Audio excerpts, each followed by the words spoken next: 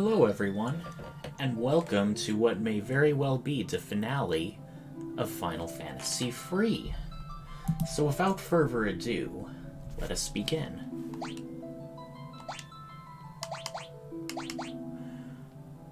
Yeah, this is the right one.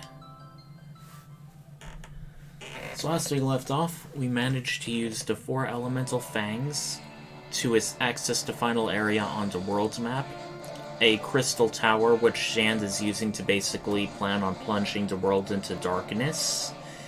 And before going in there, we're going to use the key that Doga and Une gave us in order to go to the Forbidden Land of Eureka, an optional dungeon which holds all sorts of good stuff.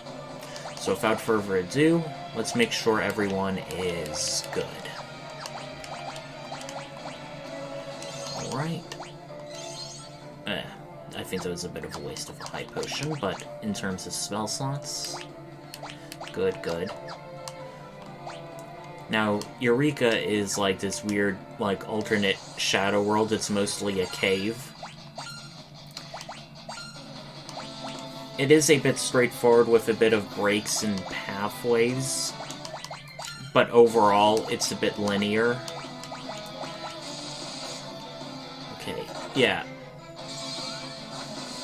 Most of the optional content is like weapons and stuff which are guarded by some powerful bosses, along with a hidden shop containing the most powerful weapons and magic.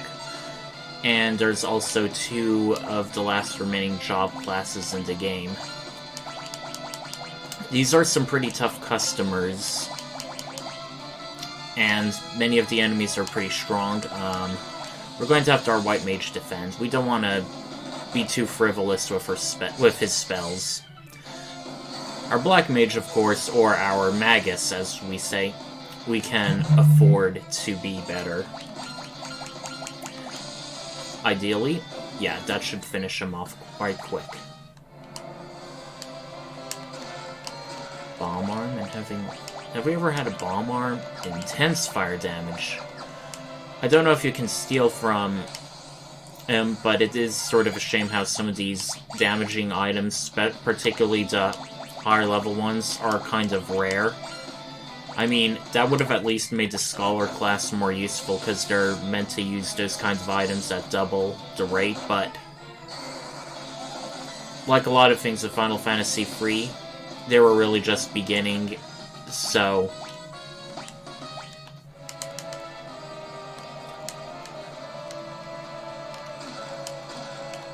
in terms of leveling, we are in our low 40s, so, and we seem to be doing fine. One moment. Is everything okay? Is everything live? I noticed that there was an error reported over on Twitch, but everything seems to be back to normal. On the other hand, we're just 3 minutes into this stream, so you likely hardly missed anything.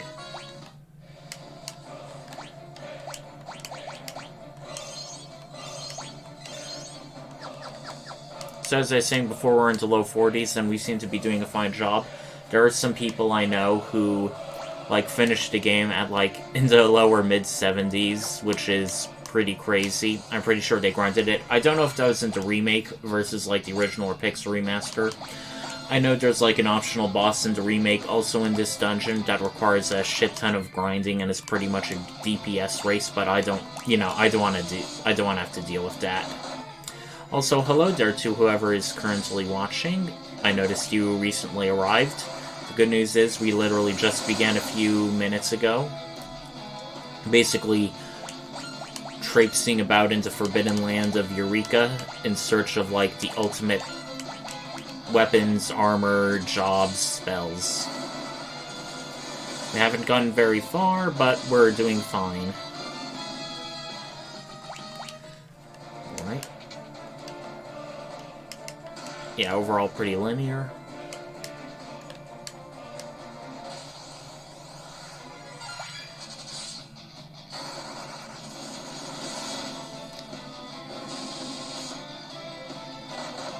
Okay, we should finish it now next turn.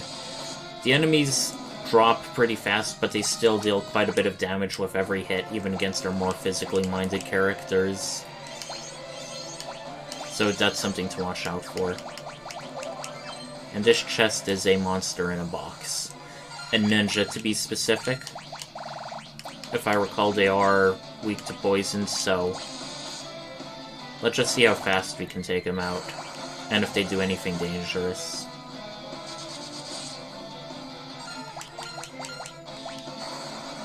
Okay, another bio.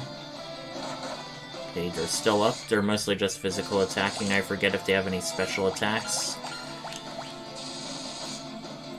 Okay. Let's see what goodies they have in store for us. A ribbon. Okay. In these final dungeons, we are going to be seeing more ribbons. They protect against all sorts of status elements.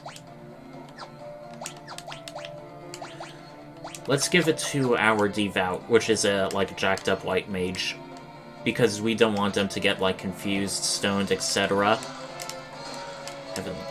Okay. Now we want to go down the left passage first, to prevent some backtracking. Ah, and now finally Sleipnir's around. I mentioned earlier in this playthrough stream that we did see multi-leg horses, which is sort of like Sleipnir of the Norse mythology, but now we're seeing it for real.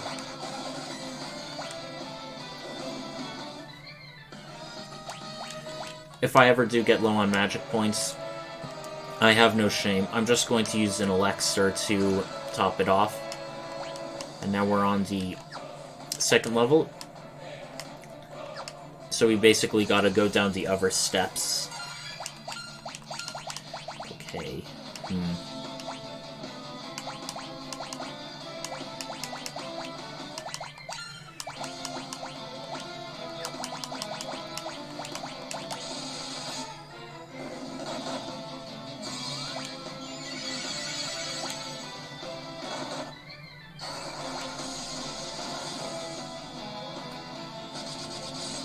Okay, I noticed that I'm getting the notifications that the video is buffering a bit.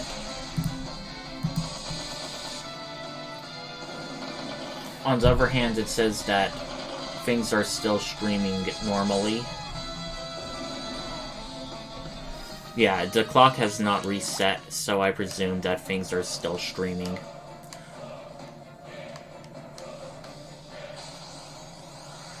I did set things to be 1080p, which I think is the most reasonable fit resolution for streaming.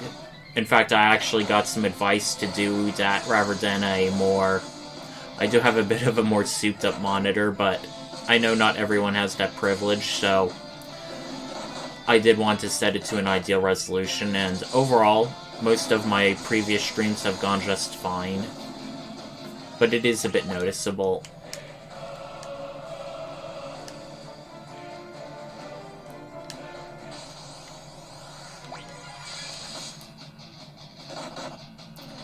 I'm surprised that the Thief is still doing so well so late in the game. On the other hand, they have a super high job level, so there's also part of me that feels that definitely plays a factor into things.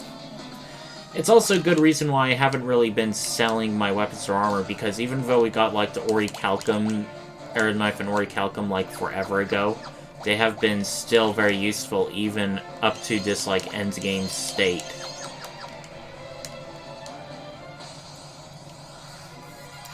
Alright.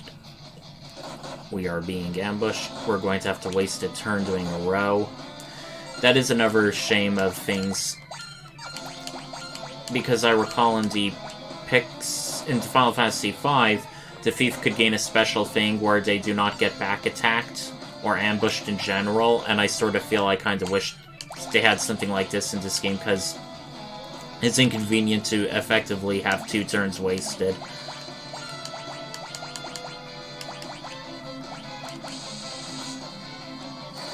Let's see if Quake takes them out. Well, all but one.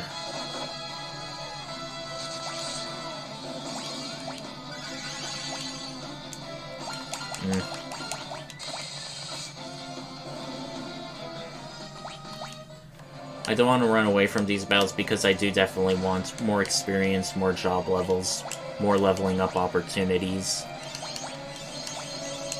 But overall, these enemies so far are, like, not really frustrating. They are reasonably challenging. So we're holding in there so far. Ooh. And we see something ahead of us. Not a treasure chest, but looks rather different. Let's find out what it is after we take these fellas out.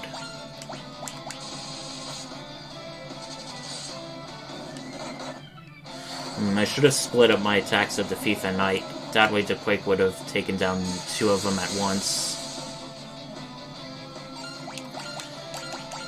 Okay, they should one-hit die from these now.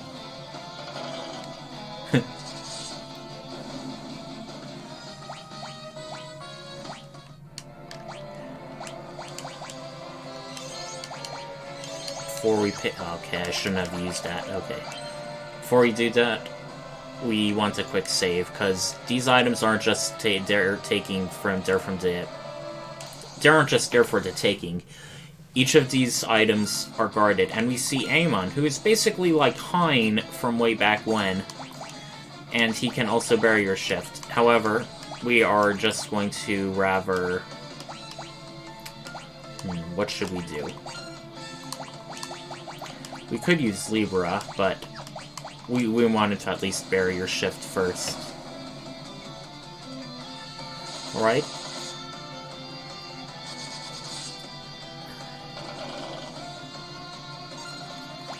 Alright, we will normally attack. We will want to haste our knight. Amon really has it in for our thief. Okay, that was a decent amount.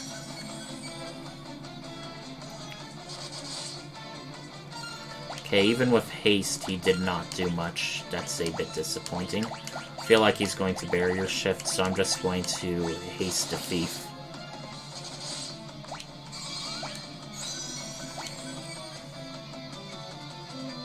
Yep, called it.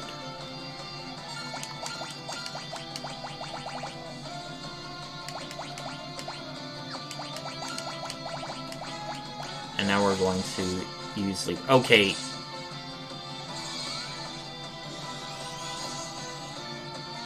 Vulnerable to ice. Now we know what to do. While I am tempted to equip the Freezing Blade... actually... we have plenty of those. Let's just use those.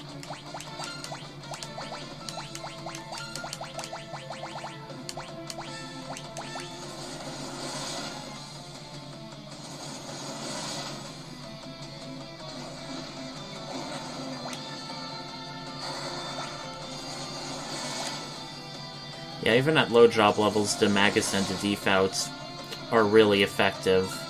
It's kind of funny because we are going to eventually get classes that are even better than them in the optional dungeons, so it's like, unfortunately, we hardly got a chance to really show them off.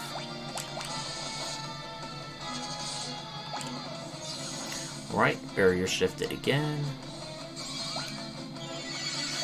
Overall, nothing too arduous. In fact, it's a bit easier than the last time we fought. What was his name again? Hein. Because our attacks initially were hardly doing anything until we tried a second go. And we have so many spell slots we don't really have to keep track of, like, oh, every spell casting counts. Okay. Now, Bomb Arm. Bomb Fragments.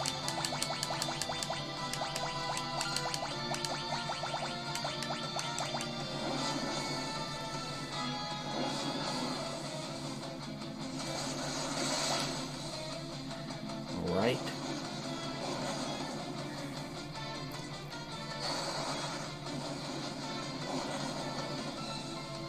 Ideally, he should drop very soon.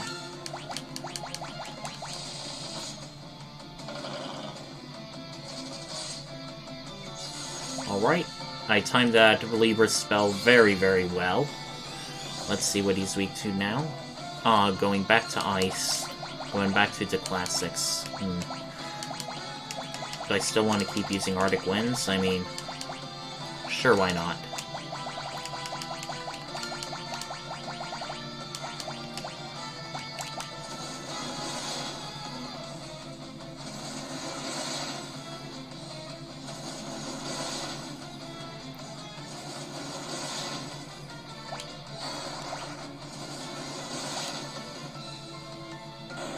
Alright, that was just enough. Hooray! Now I have the Rune Blade. It is a throwing weapon much like the Boomerang, which overall is a super rare weapon type in this game.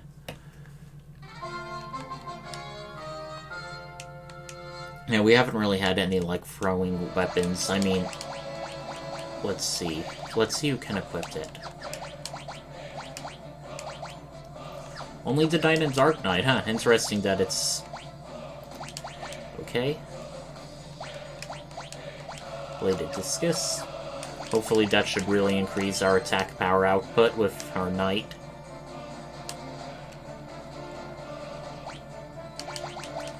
Actually, I'm almost tempted.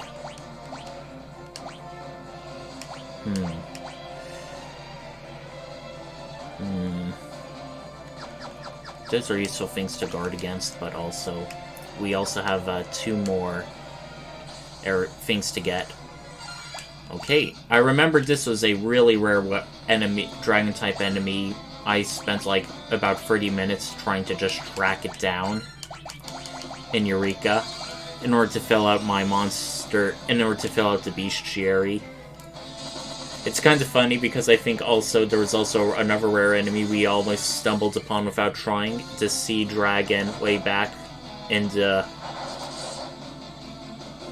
when we just got our like second airship. So we are hitting up a lot of the rare monsters earlier than usual. Okay, Masamune. Who's guarding him now? Alright, Kunoichi, female ninja, okay? This should not be particularly tough, but just in case. Okay. Okay, that's her hardest hitting attack, Eureka. We're going to want to start curing when we can. However,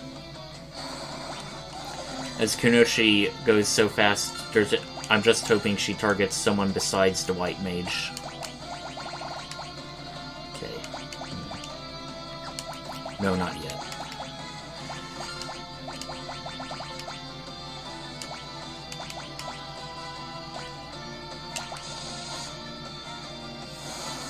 Okay, good.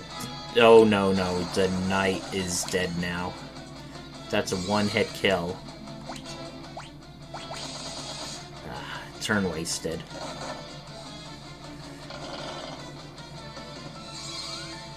Okay, why is... I didn't have it on auto battle. Okay, just going to predict.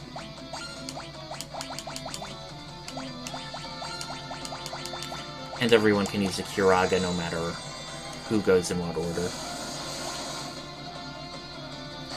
Okay, I feel like it's going to be one of this battles. Kunoichi's going to just one-hit kill people regardless. So I may as well just...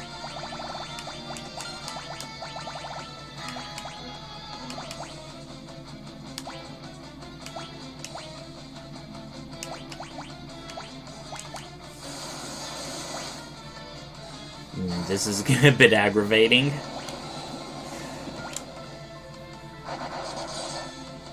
Wait, I have an idea.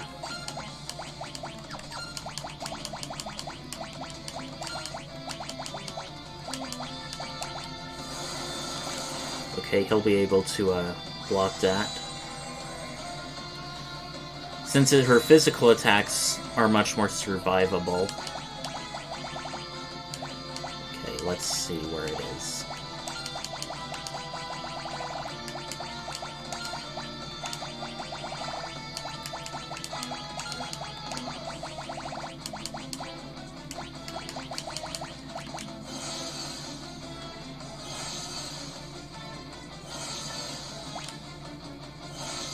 Right? Any arrow gil she casts should be reflected back on her. And the knight who is at critical should block everyone who is at critical hit points.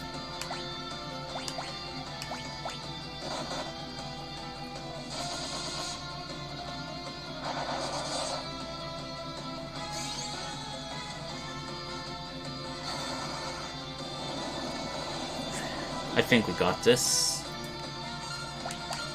I mean, there is a part of me wondering if I'll regret using all those things, but on the other hand, it's like good time as any.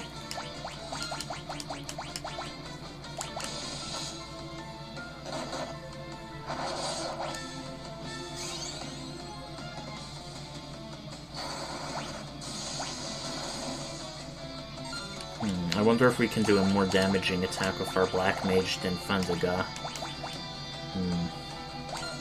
Yeah, let's try Break. I mean, let's try Drain is what I mean. Alright, that was a decent amount. Haha!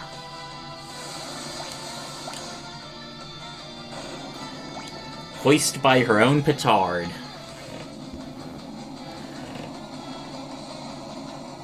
Reasonably challenging, but not frustratingly so. We now have another legendary set of weapons. Or weapon. Final Fantasy IV also did a similar thing where, like, the final dungeon had a lot more legendary, technically optional weapons you can get. Alright, let's see how people's...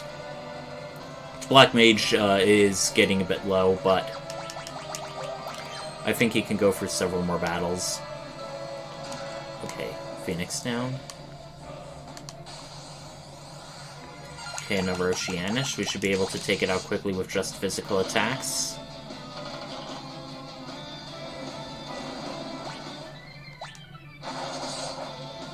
Yep, done and doneer. Alright. We're going to go right first, and these bridges, even though a lot of them look broken or floating in space, are technically invisible, so we can just walk across them normally. Let's see if we can just do physicals on this guy, too. I mean, our Thief and Knight are powerful enough that they can easily cruise through even a lot of these battles. This should be Excalibur, which I think will be the ultimate weapon for our Knight. Alright, General. General of what exactly, I have to wonder, or ask. Right. Even these rare bosses have, like, just high potions and stuff. That's funny. Yeah. It's only until the later Final Fantasy games that the steal command is, like, really worthwhile.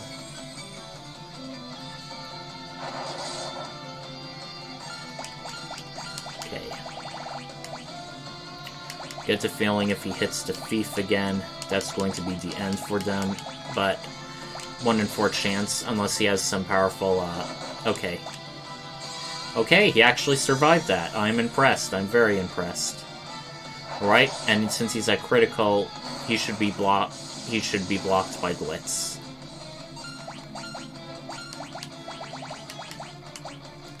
Let's just see Blizzaga, see if it does any good. Okay, very predictable boss so far.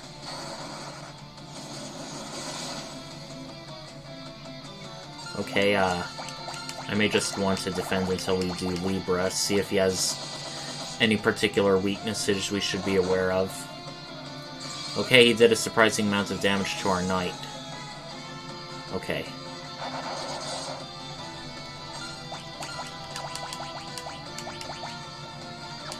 Okay, even if he hits the Knight, that's going to be 1-hit kills, so let's have our Thief do.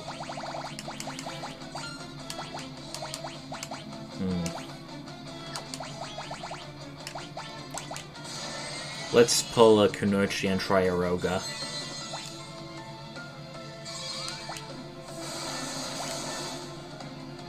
Okay, that dealt a decent amount.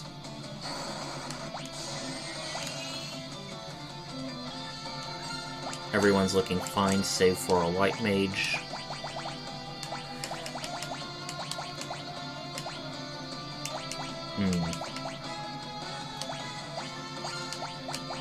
May not even be worth it, but may as well try.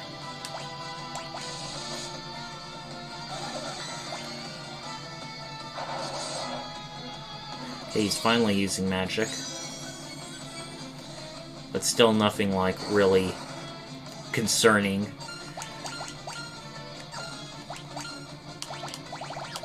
No, I'm just gonna have the black mage.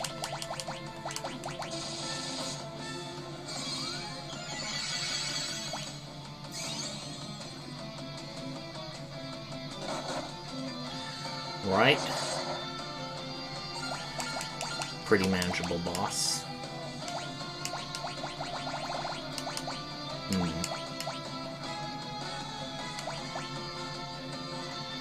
Let's protect our white mage. She attacked, she protect. Okay, ouch. That.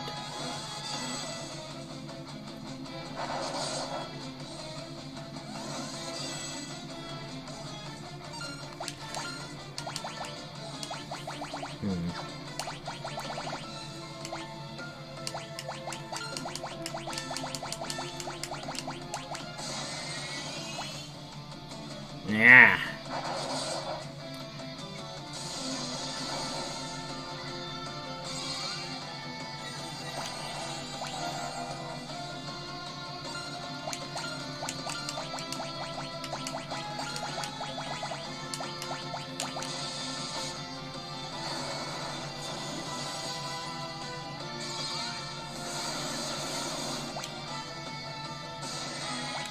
Okay, he seems to be doing drain a lot. That may be a sign that, yeah, okay, we defeated him. Good. Good. Alright, and now we're at level 99 with our thief, job level-wise. Now the question is...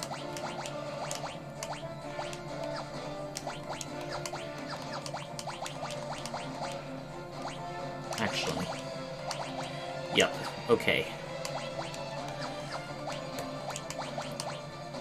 Hold on, let me heal everyone first before saying what I wanted to say. Now, the thing is, with our thief, do we keep him as a thief? I mean, or do we try leveling up other jobs? Honestly, I feel like we should keep him as a thief because not only is he, like, so damn good. On the other hand, we have been getting some pretty swell stuff for our Dark Knight. Let's test out this Masamune in action.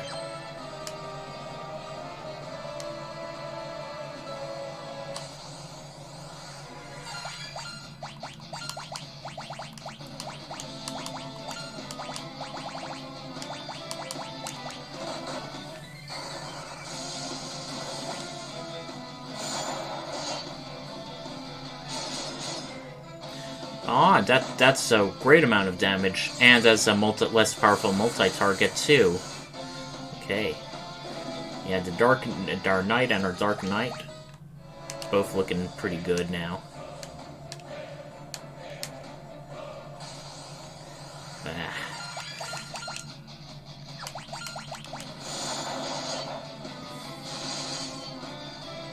Did even more damage than the Knight. Impressive. The Knight is tanky. But the good kind of tanky. Like they don't defend a Russian invasion or shit like that. Alright.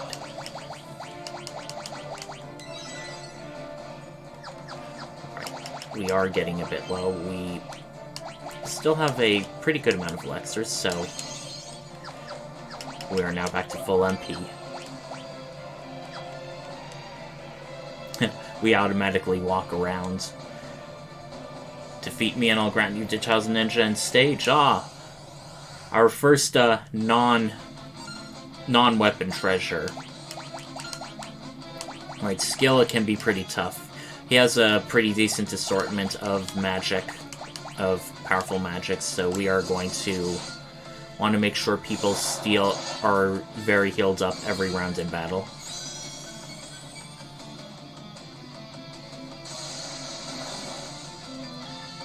Well, it targeted our Black Mage, who has much higher magical defense.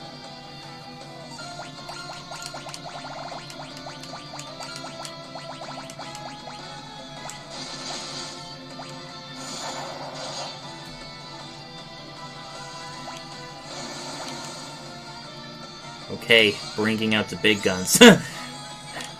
And Death is just like a little hat. That's kind of funny.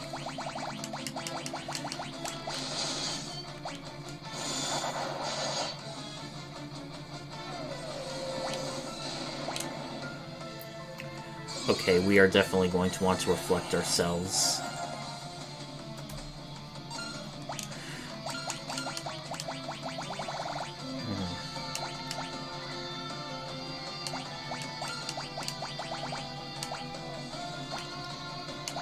And no, it's not an all-target thing either.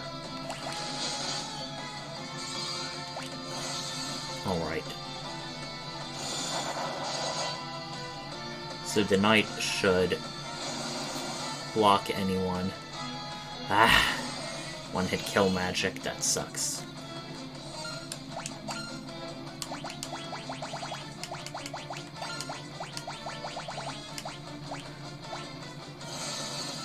Alright. Should have done this at the beginning of the battle.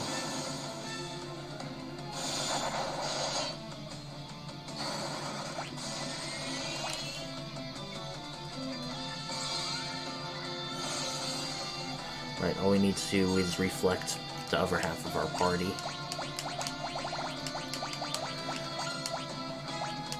Or whatever.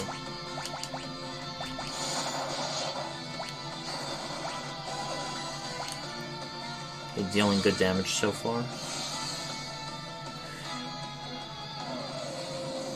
What? Flare penetrates. Okay, so much for that plan.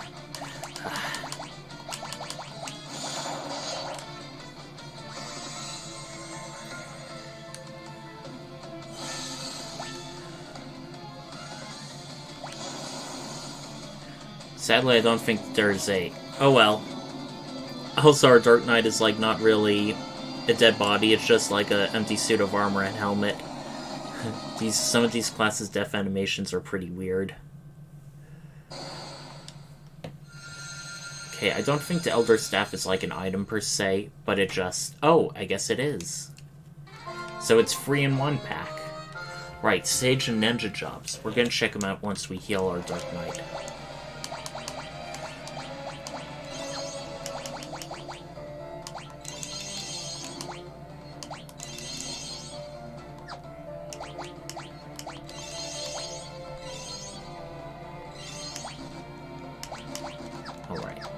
Okay, so the Elder Staff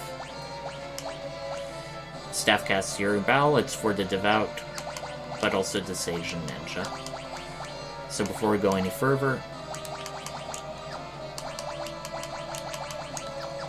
we are switching everyone's jobs to Sages and Ninjas. Yes, they're that good. Ninja can equip anything in the game. Not only that, they also have a special command called Throw. There's various shurikens and stuff we got. They're throwable-only weapons. And they deal massive damage. Now, Sages are basically the ultimate magic class. They can equip... Case, Intellect... Well, we want one of them to be more of a...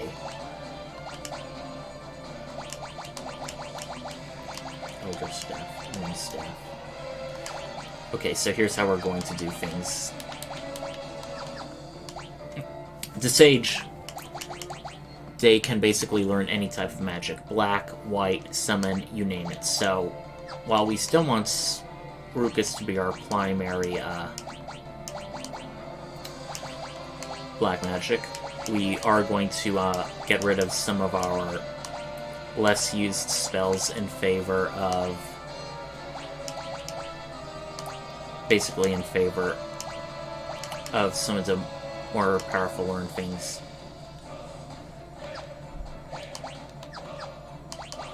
Okay.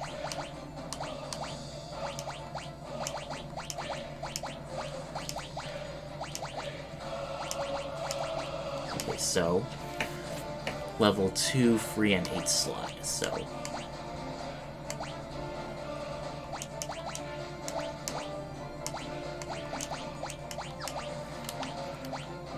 no wait, we also have one more level 4 slot.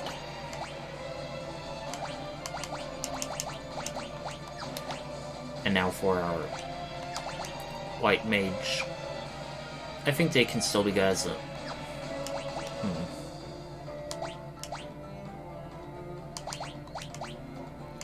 We haven't really had to use Sight, Persona, or Mini or Toad. Actually, I sort of feel like, we have Asuna that can remove a lot if we ever need to. There's also eye drops we have.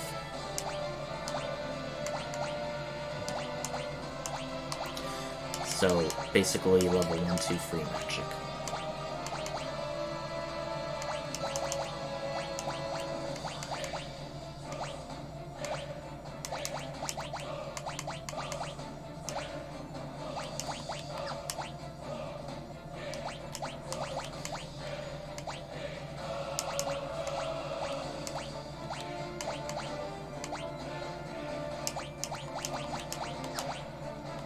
Alright, so we have a in between them.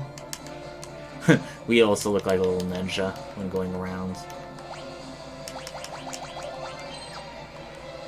And now, Ragnarok, the ultimate sword, and also a very cataclysmic one. Now, we don't really have much shurikens to throw, but we're gonna save them for a very, very special boss. So, let's see. Since this may as well, I think, be technically the final enemy in this, we may as well just go all out. So, okay, even at job level 1, they're dealing quite a bit of damage. We're also taking quite a bit of damage, but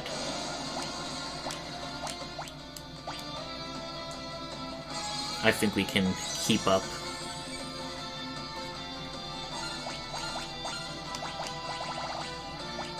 Damn, that's so good. May as well use it once more.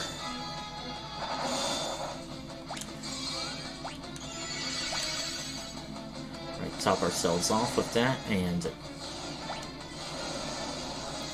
man, that's so awesome. I feel kind of bad for not using Bahamut more with Evoker or Summoner, but on the other hand, it just, the sheer versatility of black magic and white magic is like, you can't really go wrong with it. Okay. I think we should just keep curing. Just keep our hit points high, because he's hitting us with Quake constantly. I don't want to have to waste turns or get a party less effective with dead party members, so we're just going, particularly with Andy and Glitz. Okay.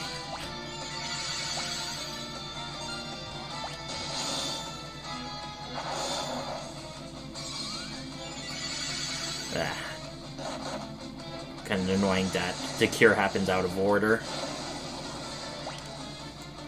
But yeah, we're doing an intense amount of damage so far. I think he was the easiest one of them all so far. But then again, that's also because he had like these super jobs just in time. Alrighty. That's what I like to see in a hype potion. It's like, we have those in spades by now. Obtains Ragnarok. Now, since we already have like 2 legendary weapons with Blitz, I kind of want to, yeah. Okay, we're looking super good now. And here we are, in this little hidden shop area at the very end of the dungeon. And it looks like some other fellow sages. They sell really good magic. The only level 8 spells in the game.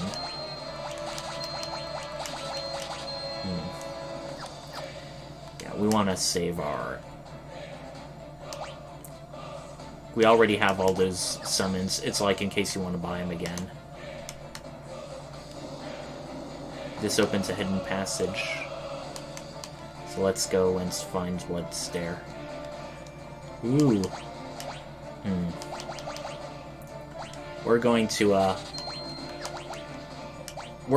want to buy as many of these shurikens as we can. They're just that good. So we may as well sell all these equipment that we don't really use anymore.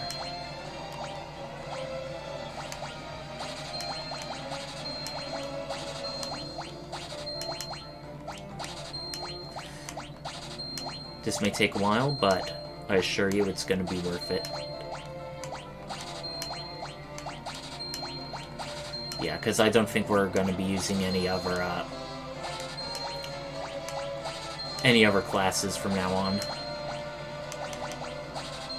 And in case I regret this, well, that's what all these autosaves are for.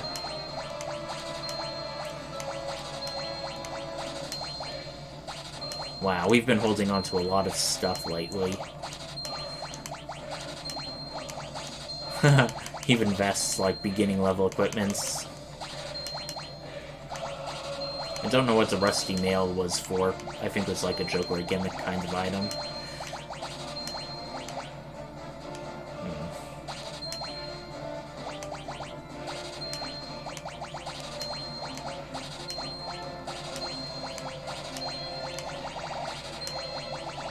Yeah, I think that's...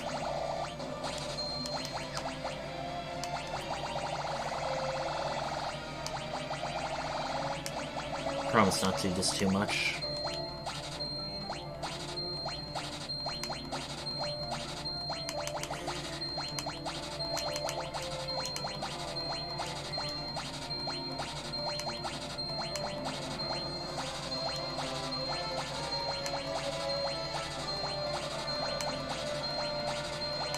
Okay, those golem staffs sell for a lot.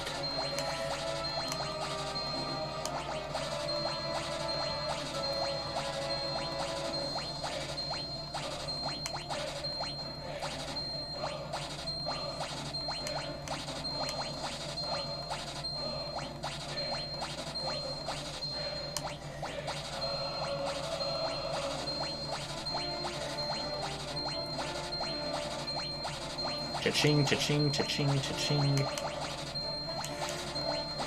Man, imagine how much gil we'd have if we were just normally selling our weapons throughout the game.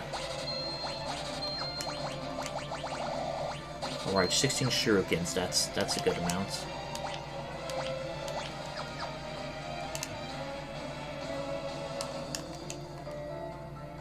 Tornado deals critical damage, but I think it also hits enemies and allies alike, so it's not as much of a desire. Okay, so... Flare. Meteor. Holy. Rise. Well, wait, this guy has, like, free max level stuff, so we may as well... If I feel like if I'm going to be casting powerful magic, I may as well,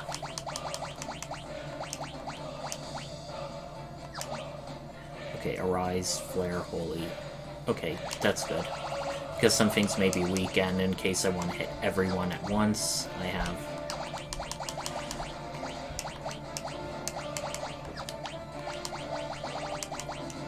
Okay, actually, here's how I want to do it.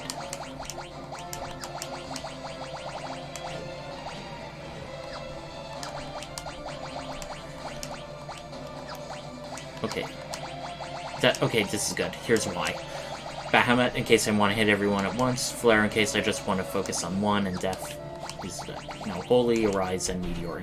Okay, I think that's a fair setup. Okay, we have everything we have in Eureka. Gonna get out of here with another shroom. Now, before going any further, we're going to, save. Wow, those saves were from a while ago. Now to ascend the Crystal Tower. 20 free chests. How do I want to go about this? Okay, we can go either left or right first, doesn't matter. Doga's clone. Ooh, kind of creepy to see that. Let's see if our ninjas can just take him out effortlessly. Okay.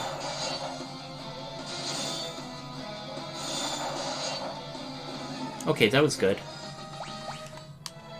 Okay, everyone's job level also increased. Well, White Musk. Get the feeling a lot of these things will just pale in comparison. Okay. A unique summoned enemy. Interesting. Plum. Don't know if that's how it's pronounced, but hey. Okay, a shining curtain. Good. We're regaining those. Okay. And then we just loop around. Ah, Azer. Now that's a fun Dungeons & Dragons throwback. For those not knowing watching, Azers were basically a sub-race of dwarves who lived on the elemental plane of fire, and basically their essence was so fiery, they deal fire damage whenever they attack. They're also like slaves of the Ifriti and stuff, so there's also a bit more involved lore, but it is sort of interesting that a lot of the early Final Fantasy games borrowed quite a bit from Dungeons & Dragons, less so as the series went on and it really became its own thing. But you still see things like that from time to time. Okay.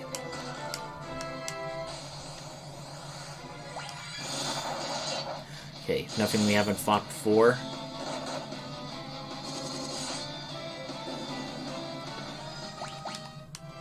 Really styling. Okay, Shining Curtain, White Musk. We already got a third of the things, and we're just on the first floor.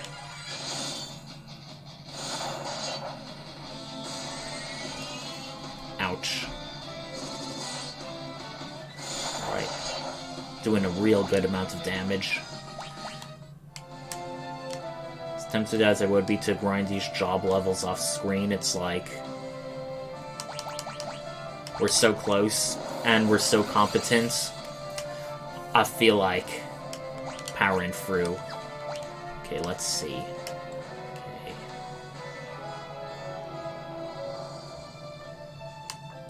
Okay, how are we gonna get around to this? I see.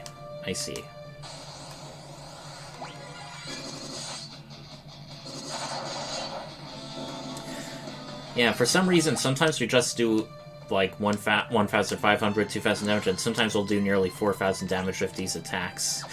Regardless of the amount, it's really impressive, but I like it. Our characters are so effective, we're really just using half our party, but we're still awesome. I like that. Right. Okay.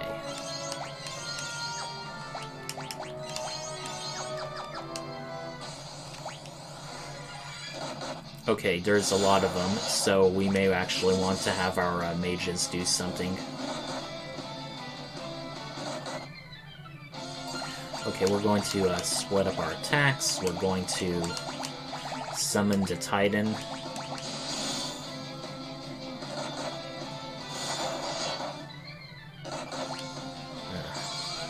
Are they like multi-attacking? Because I feel like they attack twice in between our individual characters.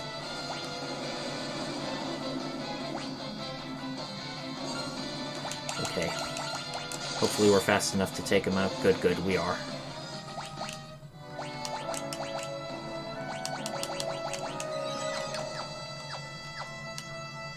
That group Kiraga did quite a bit. That's good to see.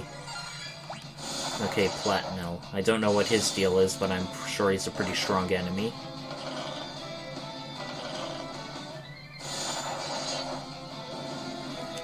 But once again, he falls to us.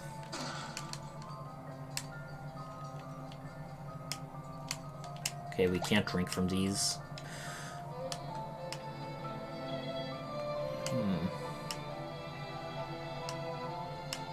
Yeah, I see how we're gonna get through.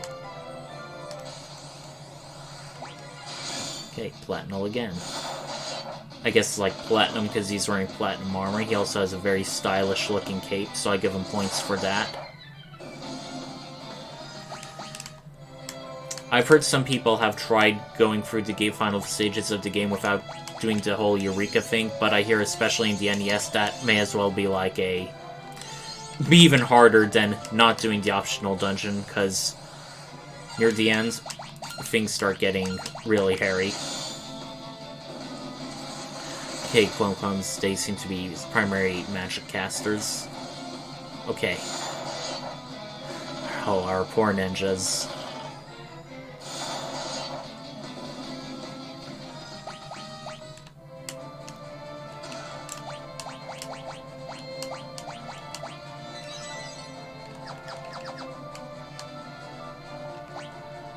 Wait. Yeah, there's nowhere else to go. We're gonna have to loop around and go down that section. Okay, we're gonna take these guys out quickly. Ouch. They move real fast, too. On the other hand, our characters are progressing pretty well in both level and job level. Oh, and there's another Elder Staff.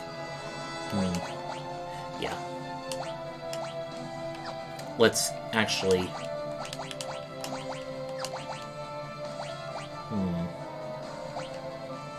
Yeah, let's get our primary white mage's spirit as high as possible so they cast as good as possible. That makes sense. So there's not one but two Elder Staff. I guess that's why they also gave jobs in addition to the legendary weapon, because on its own it would be a downer if you just found it later in this dungeon.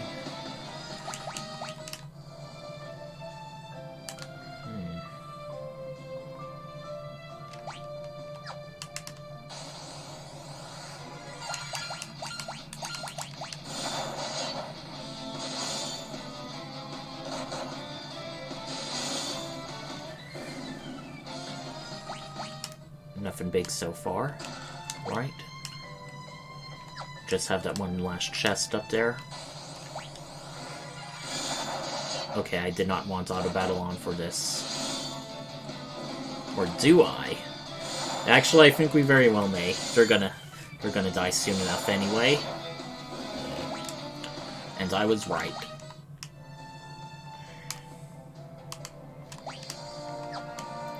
Okay, we can get those two easily enough.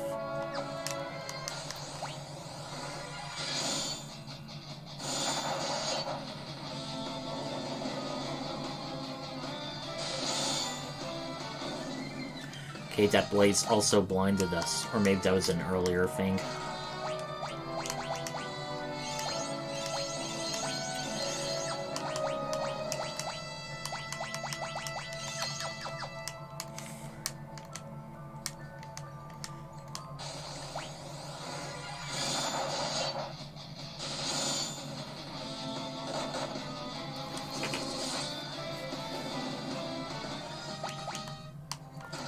Okay, Elixir.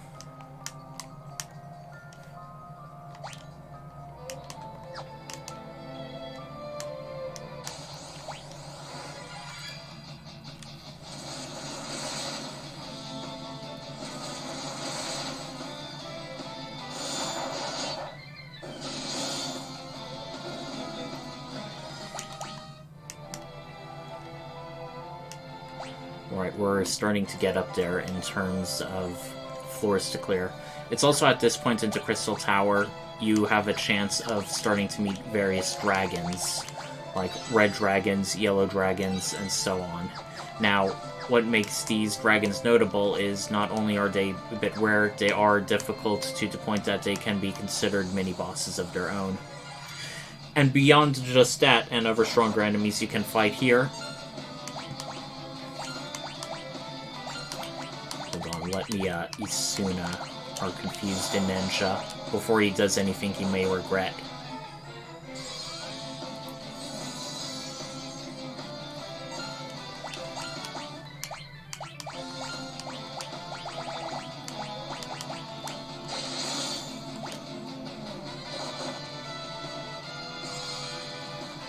As I was saying about the dragons, they also, I think, rarely drop onion set of weapons and armor, like onion sword, onion shields, onion armor.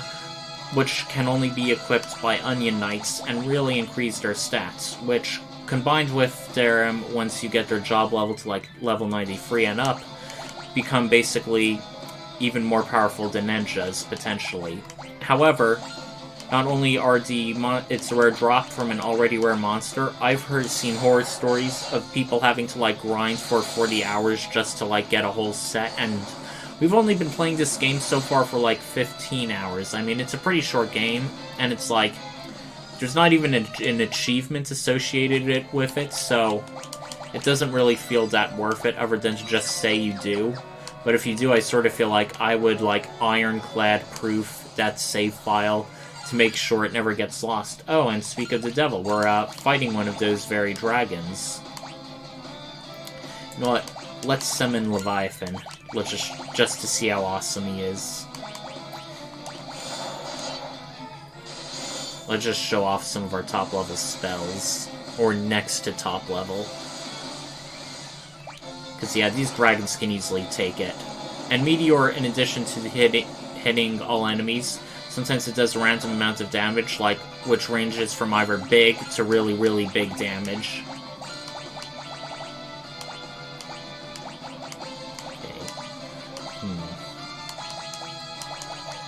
Let's try Eureka, see if that does any good. Yeah. This is just, I think, the first dragon. And the red dragon is, like, actually tougher than, like, the boss in this tower. So, I do remember when fighting the red dragon, I, like, ended up really having to go in hard.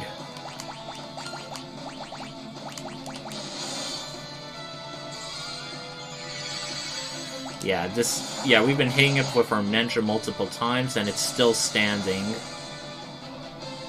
It's like, imagine having to fight these again and again just to get, like, the onion stuff. That would not be fun.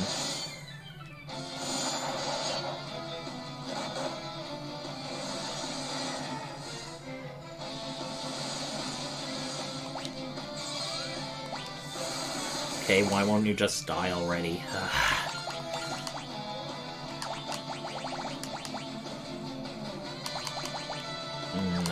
No, not drain.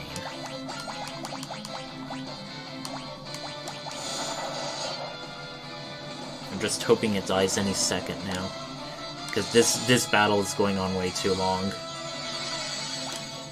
On the other hand, I think it does give out a lot of good experience. Okay. Just out of curiosity, I just want to do Libra if it does... Okay, finally, it fell.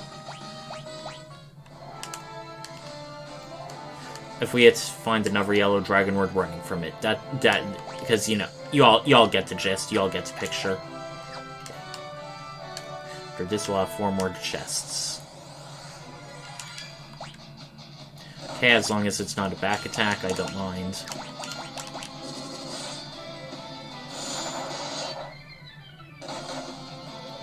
Just hedging my bets we can deal with him in 2 rounds, and we can.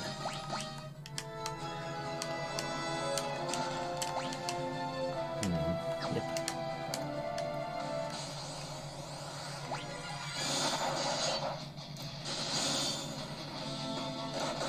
For a lot of these generals we're attacking, Xande doesn't really seem to have like an army in the typical sense of the word in this game. He's really mostly been a vague threat. Okay, Crystal Mail. Can be equipped by any of those martial classes. However, I think at this point in the game,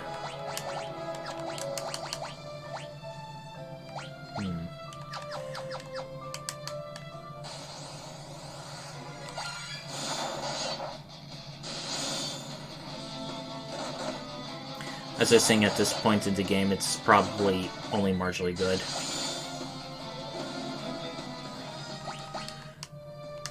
Right, we're nearly there. Okay, you need it. You need it. And now we have to first... This is also the area where you started fighting red dragons. And again, they're also rare. 4. Oh, come on, come on. If you're going to name yourself after, like, a powerful Norse deity, you may as well just go all in and make it like a super Viking. This ain't it, Chief. This ain't it. I'm going to guess that they are lightning resistant, so let's try something non-lightning.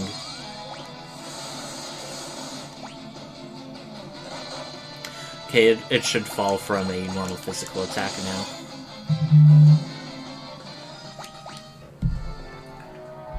Righty. What's in chest number 1? A crystal shield. Well, we're dual wielding, so,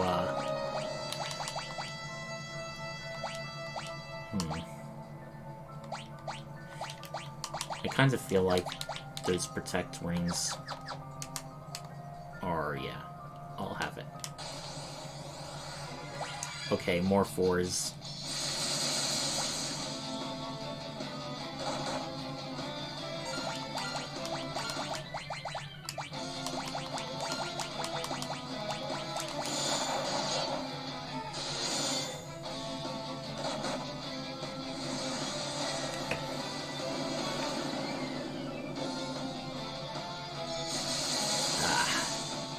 Please don't kill Andy.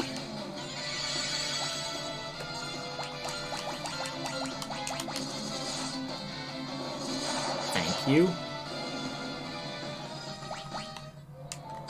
Okay, another Phoenix down. Crystal Helm. And in case we fight the dreaded Red Dragon. Alright, even a more minor Kira does a good job. And now we have everything in this crystal tower. So we are very intimidating looking red dragons. 5 of them to be exact. Oh no, another paralysis trap. We haven't seen that in a while. Oh, do you now have an animation thing? That's pretty cool, and also very creepy. Hey. Oh no, we can't get out of here. Oh, Doga. Even though we killed you, he's with us in spirit. Our souls are eternal. The only thing that can break the curse is 5 hearts of pure light. You have to persevere until you gather them. You can accept. Well, just less talking, more gathering, please. This is like a call out to all the people we've helped. See, this party celebration in the individual towns is coming back. Remember her? That princess who I think became, like, obsessed with us after we helped save her kingdom from the genie's curse. Way back in the first video. I really like this. They're calling on all the people we've interacted with and helped throughout the game. Sid, baby. I really admired their dedication. This weird spirit appears saying, oh, your friends need help. It's like, say no more, we're coming. Because it's not every day. I mean... Uh-oh. So, Dish was actually alive all this time. It just took that long to repair. Wow.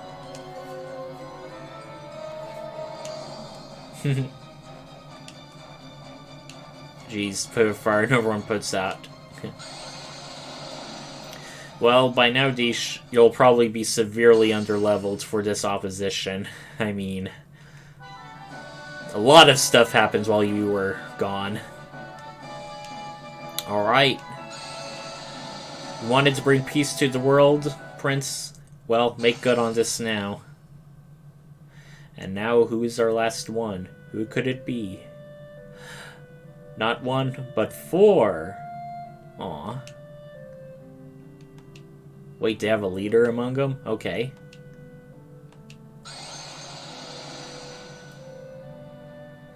That's kind of funny. I suppose we could have used teleport all 4 of them at once to sub in for 4 out of the 5, but hey, it's better this way, narratively speaking. Oh, they're actually going to fight the worms? I mean, are you sure? One of you had struggled against goblins. This is not going to be a pretty sight.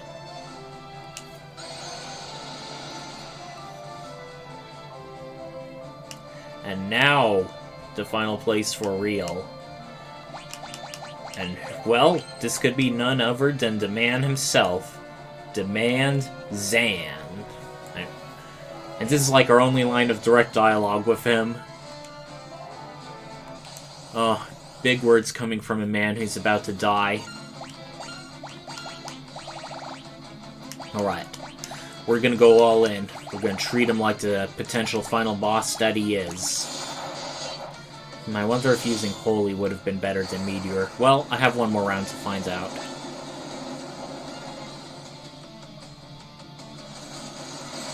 And of course he's a magic user. Boom. Alright, we're gonna keep on the offensive.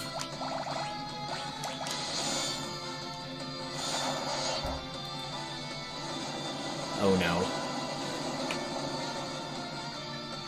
Oh no indeed. I think he's one of the few enemies in the game that can actually counter Meteor. I mean, we've seen a few enemies that cast Holy, for instance, but something like Meteor... Oh, and also some with Flare, especially in Eureka, but... what do we want to do? Okay.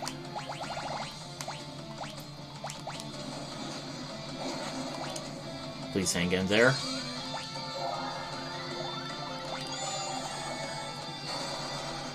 Alright. So, hopefully now... Only one character is now in safe level. If he decides to Meteor again, that's a bit concerning. Okay, let me think. What do I want to do? What do I want to do? Okay, we definitely want to do Behemoth. We definitely want to do Kiraga on everyone in the party. Let's just hope he single targets. Okay, okay. Okay, we're good, we're good. Oh no, I guess not.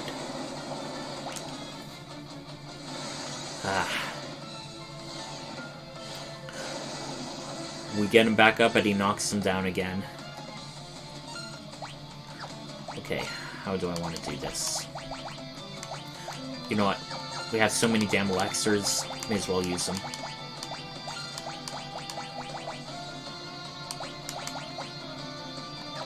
Wait, I want to make sure I use them on the right one. Even with all these, I don't want to waste them.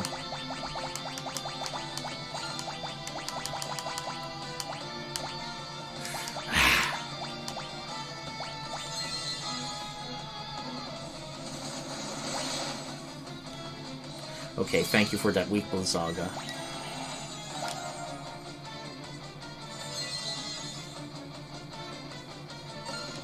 Alright.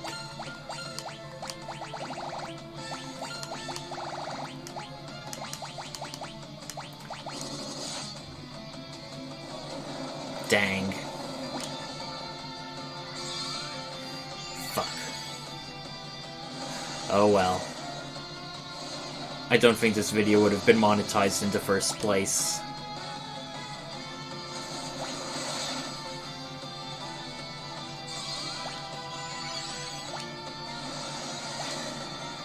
Well, that may be our last Mega Flare for using another elixir. Okay.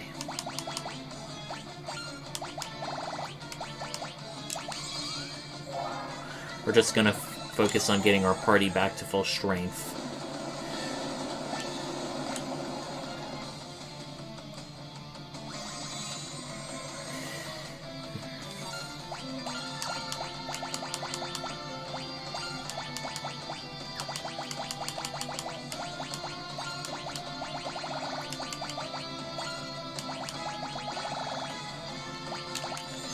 Alright.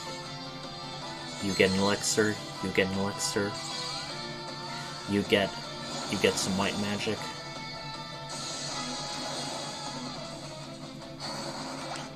And you get drained. Did hardly any.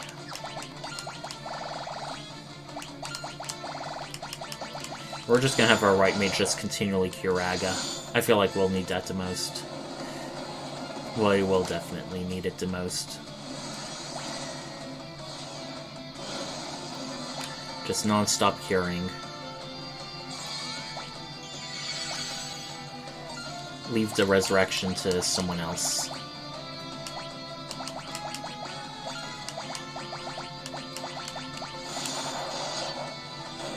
Okay.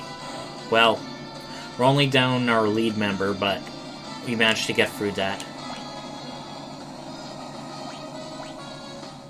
Oh, and we got experience. That's kind of an indication. Oh boy, and he's pulling an Ozymandias saying, yeah, I already did my evil plan well ahead. We will return the world to nothingness. We are the cloud of darkness, everything shrouded, enveloped in shadow. Ugh.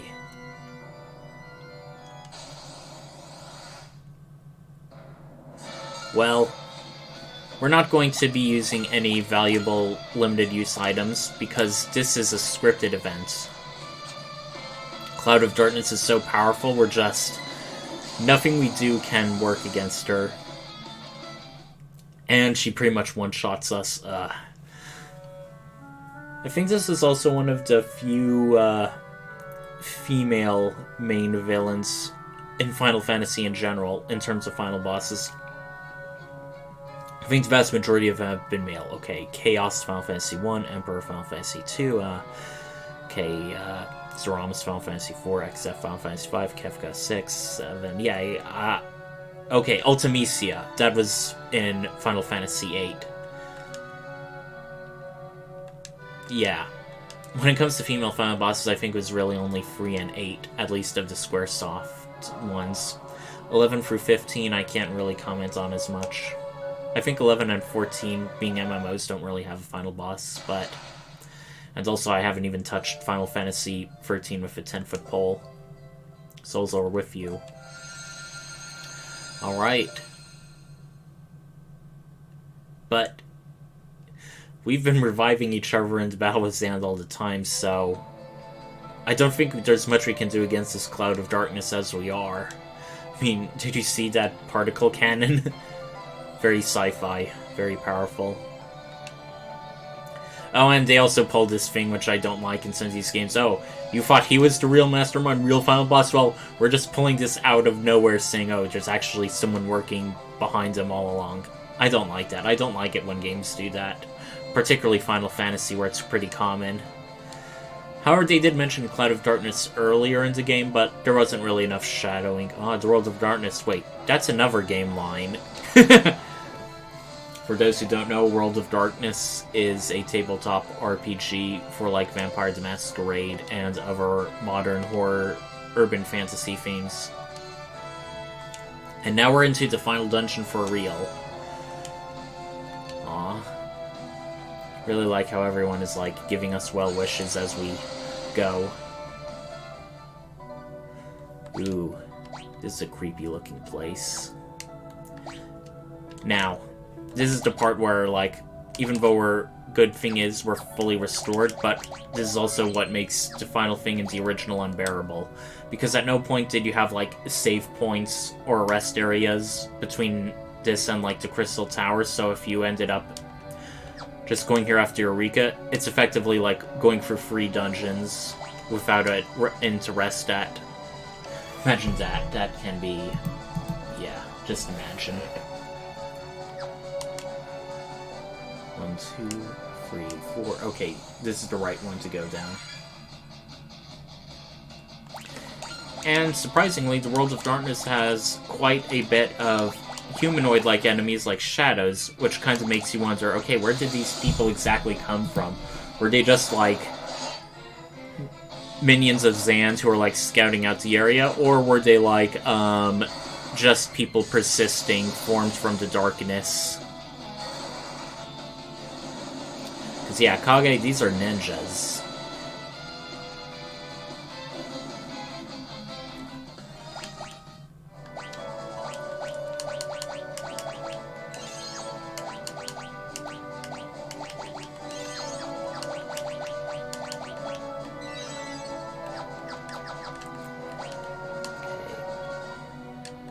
Actually, wait, it's this one. So, each of these 4 areas has a special place to go to and unlock. And in each of these final 4 chests is another ribbon to equip, one of which we have. It's basically, oh, you may need... We're just gonna pull out all the stops, give you, like, all the best weapons. You don't have to worry about status effects anymore, which is probably a very good thing, considering how difficult the World of Darkness can be. Okay, I think we should defeat him with normal physical attacks. Yep. And they're hitting us so low, even after we get, like... Even if we were, like, fully restored. They bring us back into the red. Now, each of these chests also has a clone of Xande, which is kind of giving me a bit of a mini heart attack, as you can imagine. But he is much weaker than the real Xande, and much more doable. Hopefully, 2 or 3 rounds of just this should take care of him at most.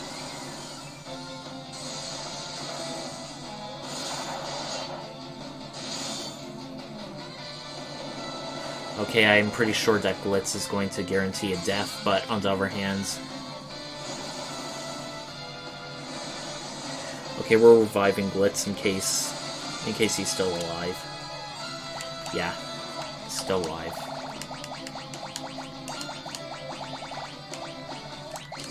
Good thing we've been saving up our elixirs. Okay, poor Glitz didn't get any XP. Feel kind of bad about that. Because it happened twice with Xande now. Okay, so who gets the ribbon? It should be you. We want our mages to be good. Jormungand, the other Nordic apocalypse reference in this game. Jormungand, I believe, was like a big Norse dragon who comes around with Ragnarok. I could be wrong on that, but I definitely know it was a Nordic serpent dragon of vast and terrible power.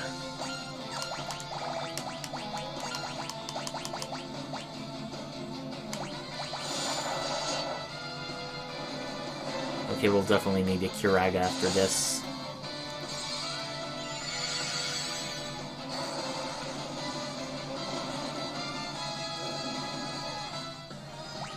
Right. We took care of him, easy peasy. Okay, it's the middle one. The shortest one, the most deceptive. And Queenskilla, After going for Eureka, that is also a rather frightening sight. On the other hand, it doesn't really seem to do that much damage, so...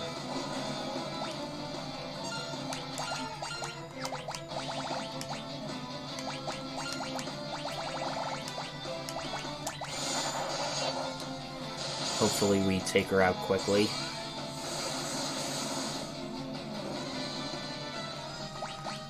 Alright, now everyone is level 13 in jobs. Now we see the Dark Crystals. Remember earlier on we were hearing about the Ancients and stuff, like there was Warriors of Darkness who stopped the Wrath of Light? Well, it looks like this is their world and their crystals. And at the end of each of these places, we also have, like, these things to fight. I mean, we may as well go all out. Because each of these crystals can fully restore you, which is really good in the World of Darkness, because this is pretty much a pretty difficult grind. So there's no reason to hold back against these sub-bosses. We seem to have just hasted our most critical party member.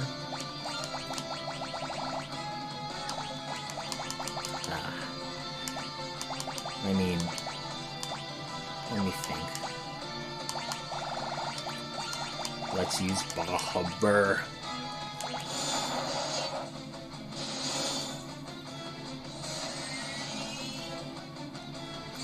Ouch.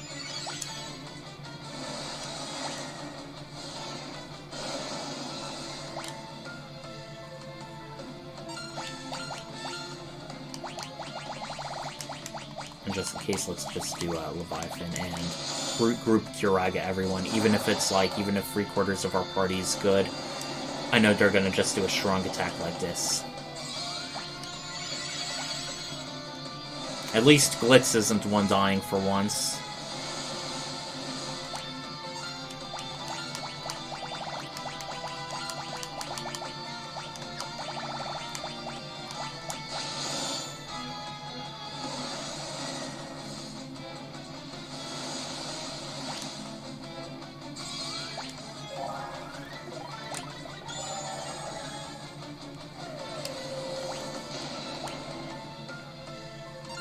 No zapping the white mage.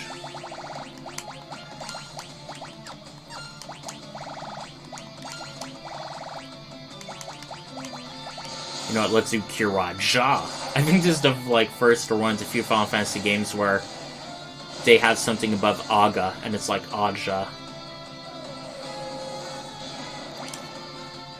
Fuck.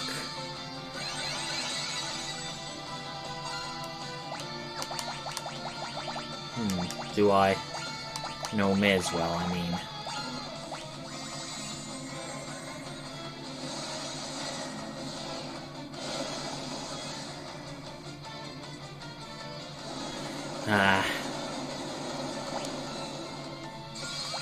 Feels like in the rest of these battles, one party member is going to guarantee to be defeated or dead.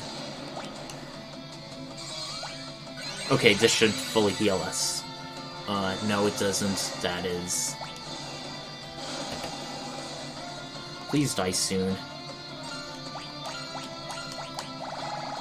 And now we're out of Bahamut.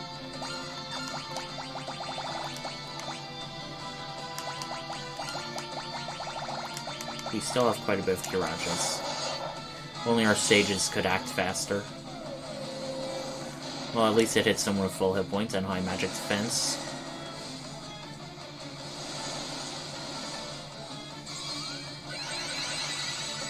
Okay, I'm gonna just do that on auto battle now.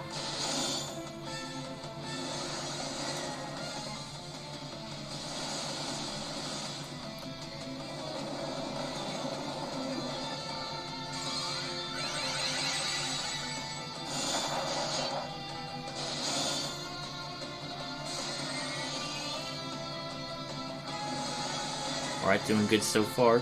Very good.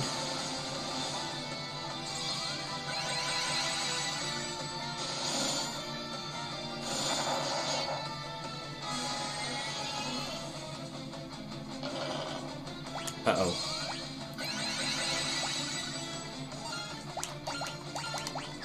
We're now out of our highest slots.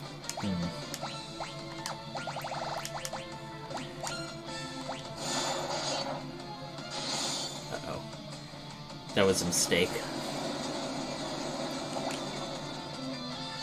Imagine going through these without, any quick saves or auto saves. I really feel for the people who, did this in the original NES or remake, because this must have sucked.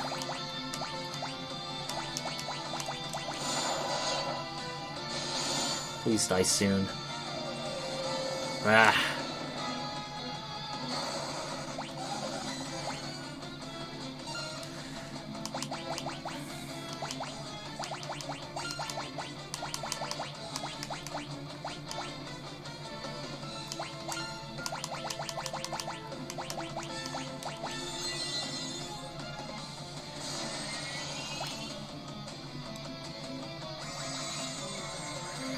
Okay. Now we're going to have our two ninjas, who are guaranteed to act first, to... You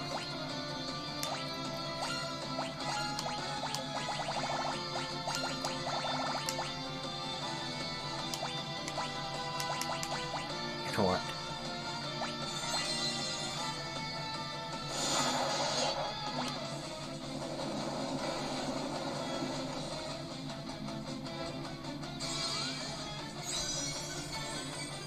Well, at least it hit one of them.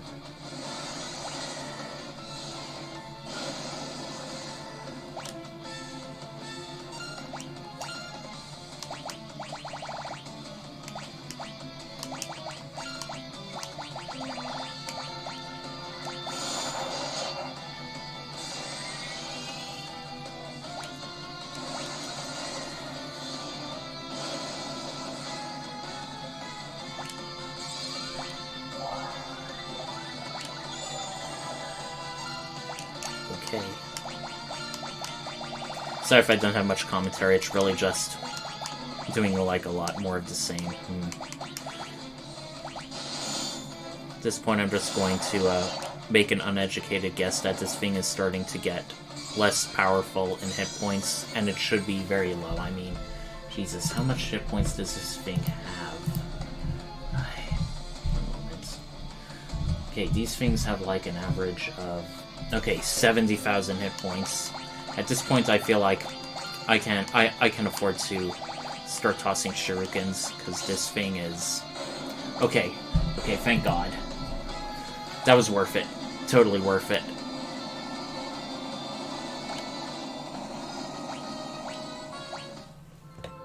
You saw how much damage we did just with one of those. Okay.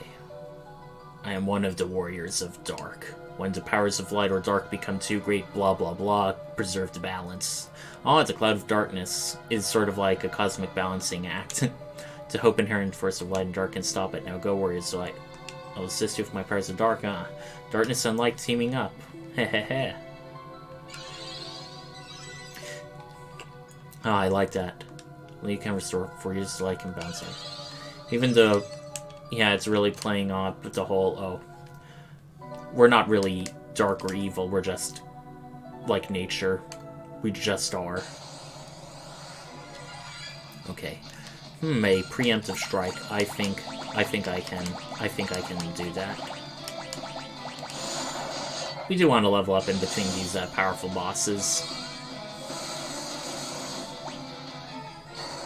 Become even better for the final boss that is awaiting us. Okay. That Blizzaga did a disappointing amount of damage. Right, that's the... Let's just try doing the Southern ones first.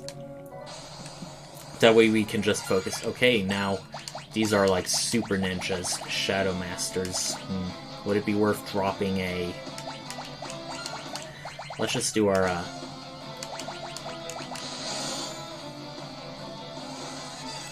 Uh-oh.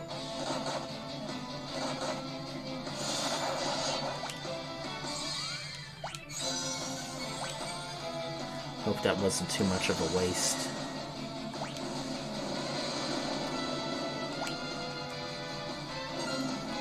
Well, we took out one of them at least.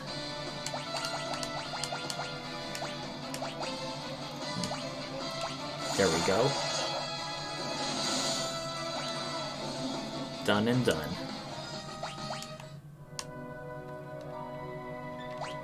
Right, we have a bit of a maze to go through, but it's not exactly as hard as it looks. See? Ta-da.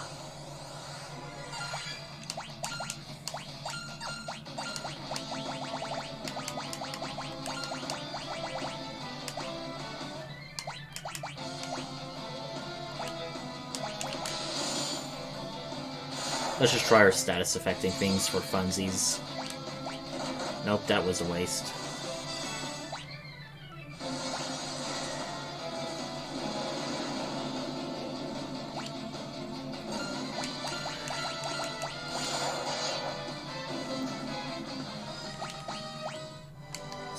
Blind is kind of funny in this game. It doesn't actually cause you to, like, start missing attacks, it just makes you attack less. And with how powerful our ninjas are, they're still good. Once again, we're gonna fight Xande again. And given how troublesome he was... No, I want to save it for the real boss. The real boss toss.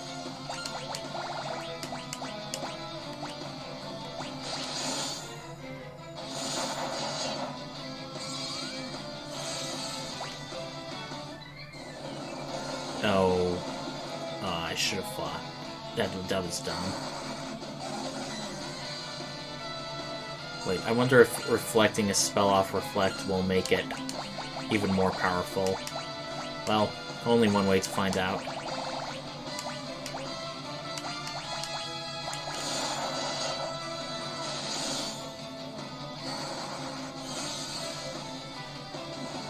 Boom. Still not impressive. Okay. Is the Reflect 1 use in this game? Because that wasn't as... Or maybe it's only when the player initiates it.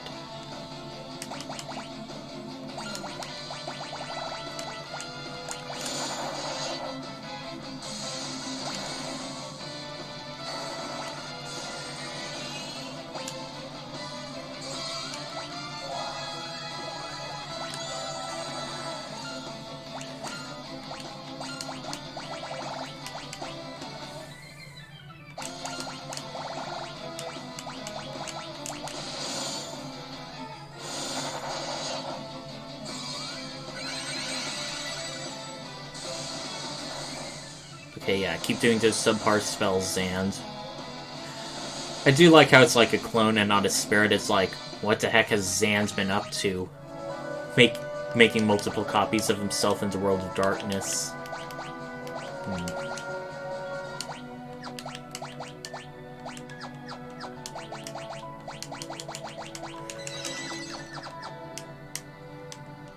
Alright. Let's keep going. Okay.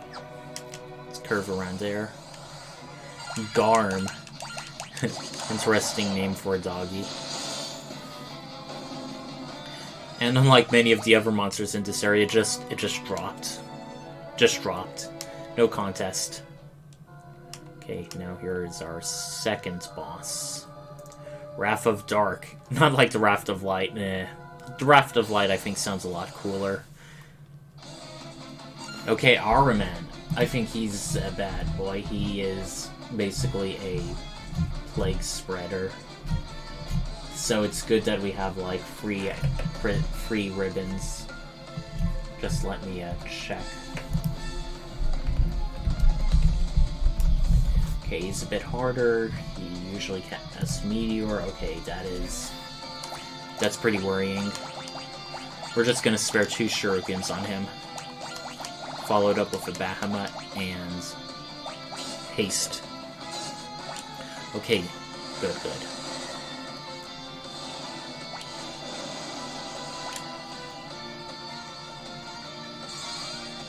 So we nearly did 20,000 damage. He has about 75,000 hit points.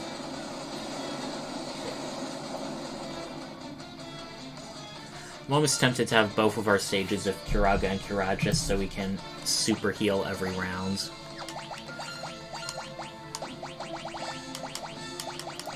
Yeah, there's part of me that feels like doing it because this Cura, we're not even using it.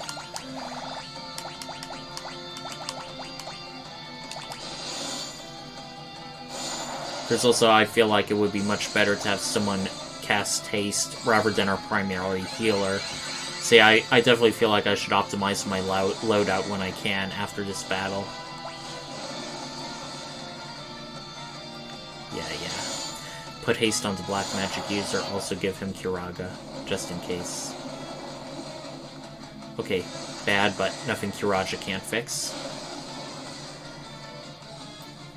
Just keep zapping him.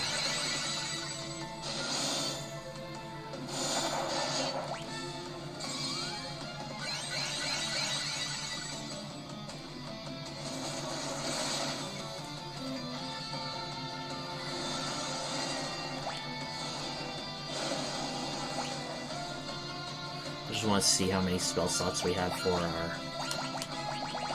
Okay, we have one more Bahamut, and who...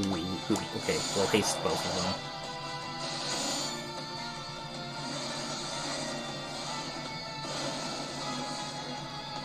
Now on to Leviathan, the other great dragon. Wow, only 1,000 with Bahamut? That just... We've been doing much more before. What happens? Have I not been paying attention? I just...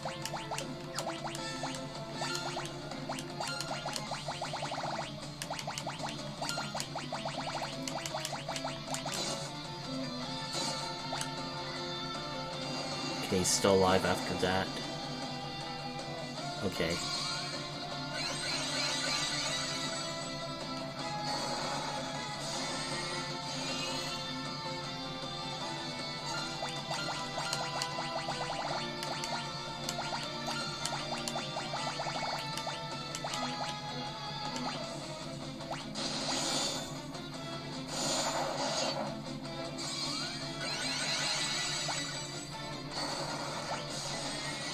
Oh, it may not do hardly anything, because... Oh, it still does damage even if we're full.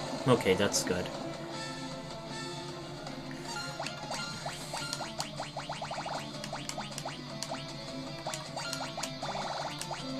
Okay, we're out of Kiraja now. That's a bit concerning, but... Hopefully Kiraga can still do the job.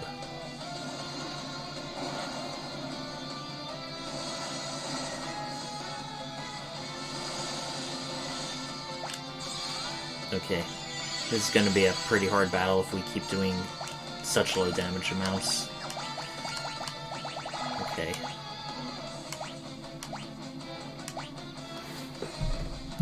Let me see, this guy resists a ton of stuff. So, we just want to do non-elemental to him, if we can.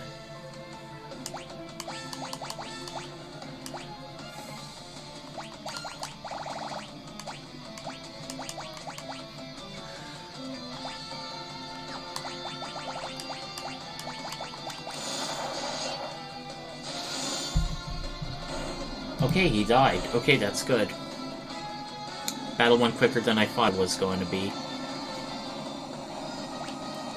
Okay, people are leveling up more.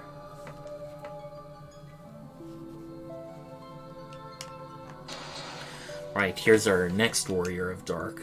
God's Wrath of Dark will affect not just our world. Both of them will...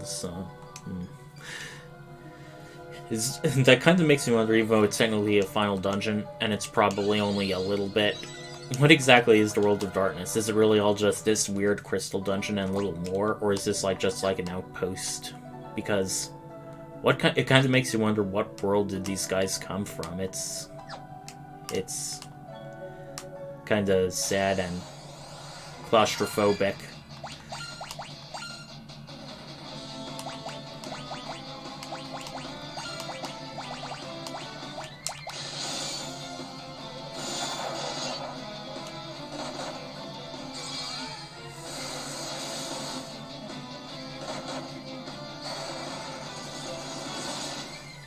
Right now our ninjas should take him out.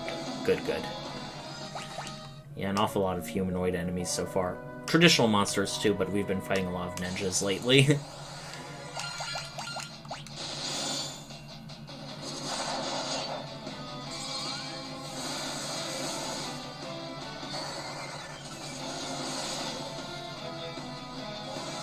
Alright, even with Protect, it should go down.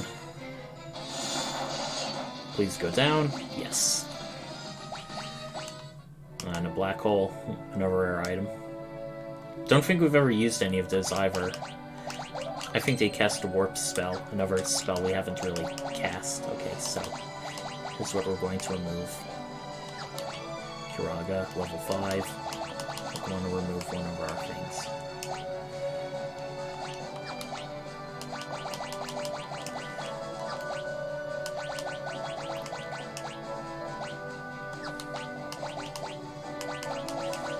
We're going to want to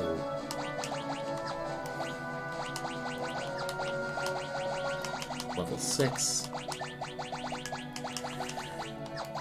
And what do we want to remove amongst level 6? Faraga, Bio, Castrato.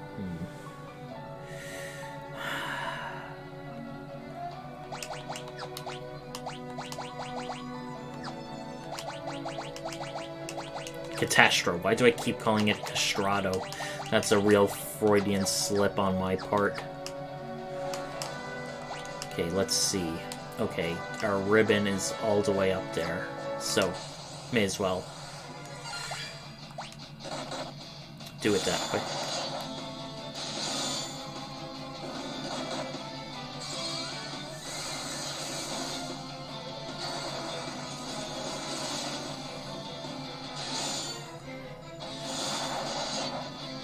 Surprisingly resilient ninja.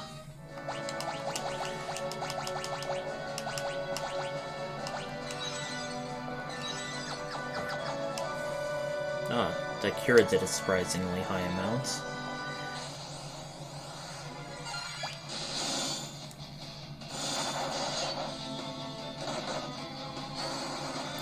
Uh-oh, our white mage is starting to hurt.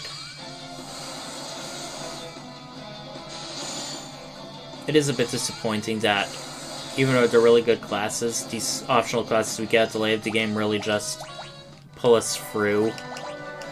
As opposed to like using like our knight, thief, etc. array. I feel that could have been cool. Like these very same classes that we've been using throughout the majority of the game. You can do that definitely with Final Fantasy V. Pretty much every class is valid and relevant in their own way, although certain party setups are ideal. Okay, so we're going to, of course, have our Black Mage be doing the,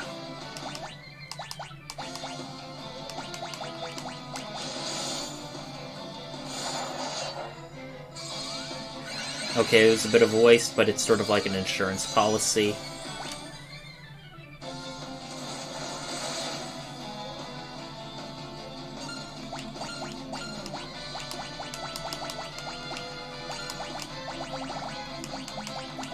Yeah, it may be a bit counterproductive, but better safe than sorry.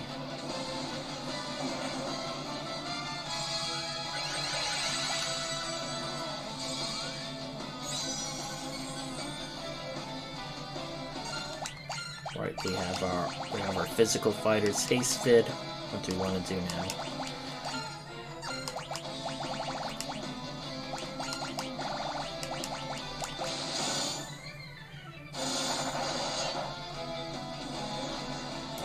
Okay, he's only been really doing single target spells so far. Not that I'm complaining, but this Xande is a lot easier so far.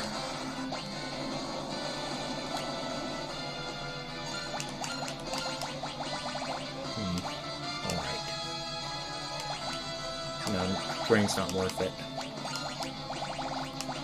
But another Kiraj is most definitely worth it. Because I know he's just gonna eventually pop... Oh, I guess not. Oh well. Okay, we got our final ribbon. There's technically one more, but... You know me. Going for the completionist 100% route.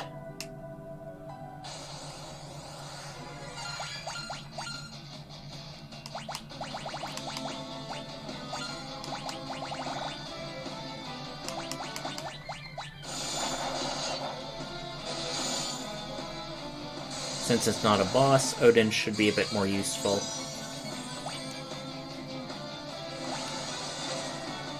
Nope. Oh well.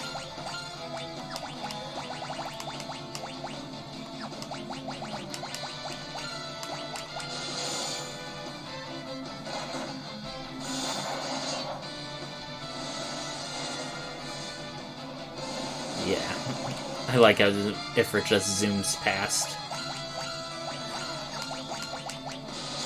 Hopefully these physical attacks should take it out. Yep, and it did, and it did. Alright, we're already level 20 in each job classes.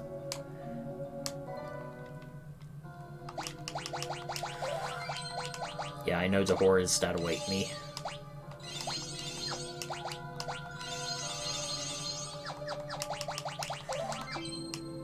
But I'm ready for them all the same. Ooh, they're swirling around a bit.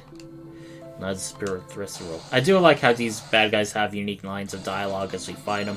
Ooh, a two-headed dragon. That's a bit spooky.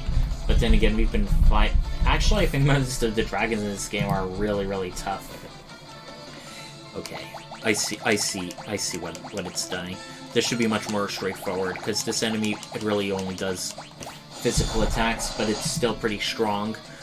But if anything, it's really the magic-using enemies that have been our greatest threats so far. Hey, did you see that? That's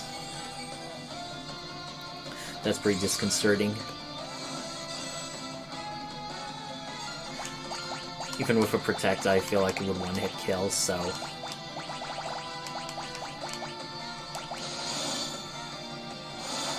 I just hope it hits someone else. Yep, and it did. Made that Kiraj worth it.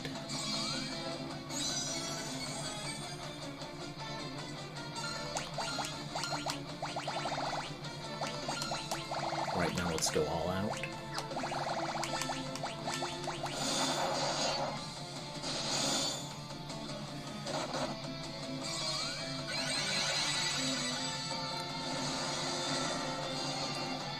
Boom.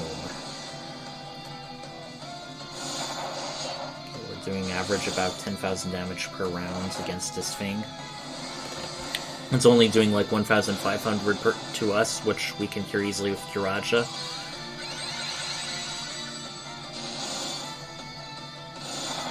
Right, just keep on defensive. Stay the course, stay strong.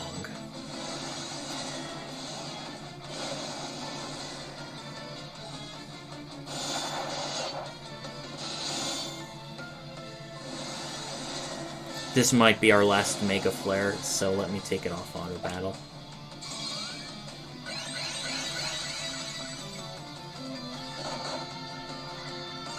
Ooh, now that's a lot. Oh, we actually do have one more Bahamut. But we are out of Curaja, so... Ooh, oh boy.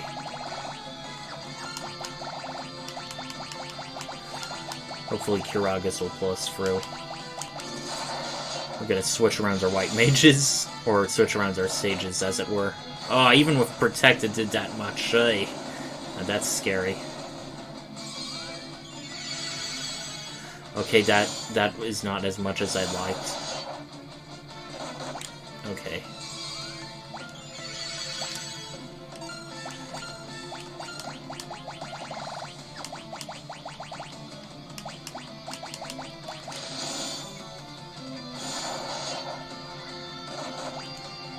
Ah, it one hit kills. That's a bit shocking.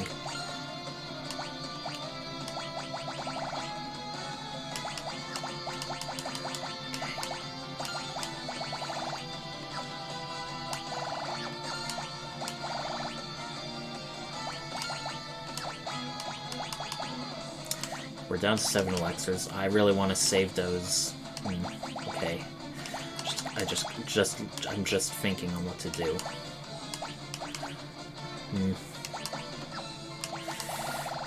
Okay.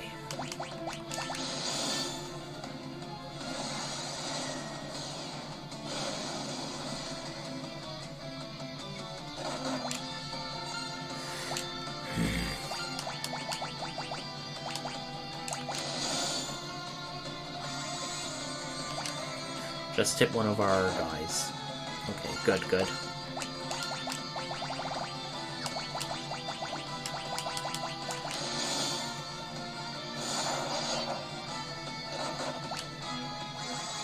Okay, everyone is... Okay, I know these guys are going to go first, and I really hate to do this, but it's these kinds of crisis situations that I feel are going to make this most useful.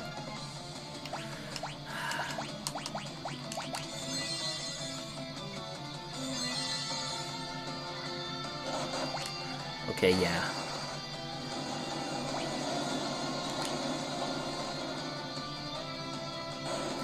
Okay, that was just enough. Good, good. Yeah, these bosses are pretty hard. But I'm staying the course. We have only one more after this, and then all 4 dark crystals will be good. Worlds come from the void and one day return to it. Ooh, there's only 4 seconds to eat nothingness at bay. Someday it will consume everything. Ooh, that's a bit dark for this game. While there's still hope and love in the worlds of light. Oh, okay, that's good to hear. Then again, I sort of feel like a world without love or hope is the kind of thing that would be like a world not worth being in. Right? Okay, we have one more area, and hopefully it'll also be our final chest. You may all see me 100% completion, get 100% achievement rate for this game in real time. How exciting will that be?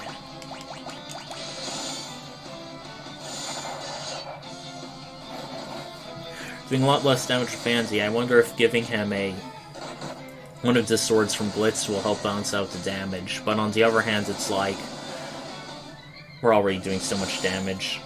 I sort of feel like.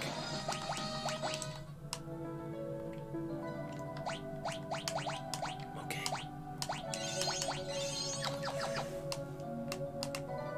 Go west.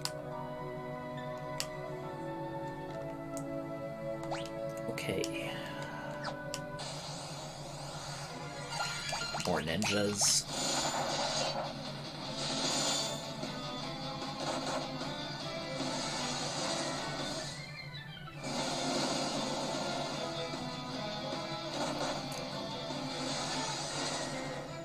Oh, of course. Man, Odin is pretty unreliable.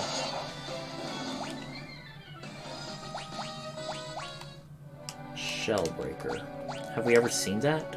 No. Oh, it's one used to spell. We haven't seen that thing like at all in this game. Just a bunch of things. All right, get ready for Xande's final clone.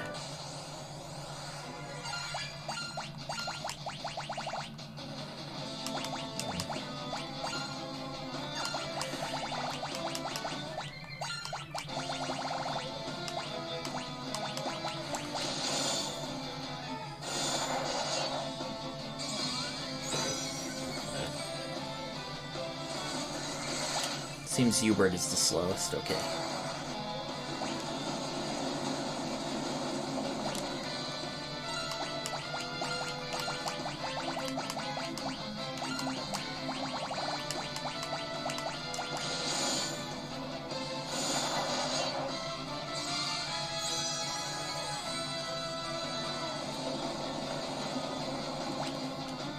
Ouch.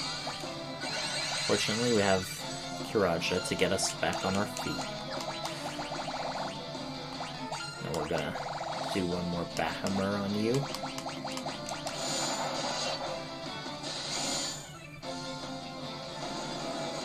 Ouch. Please, please do not kill Andy.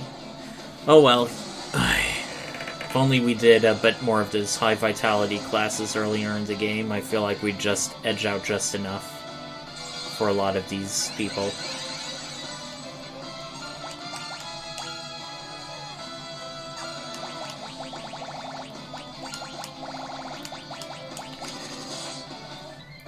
Okay.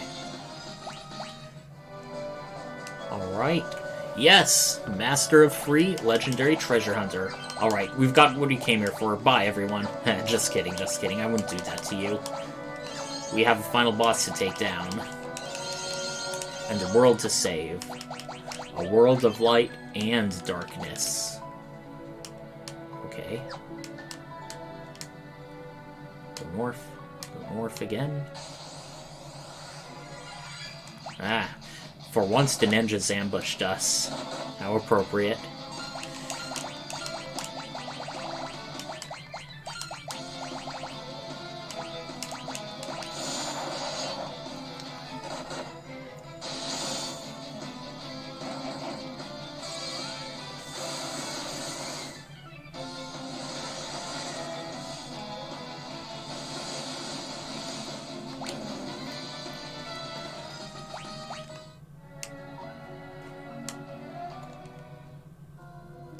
Alright.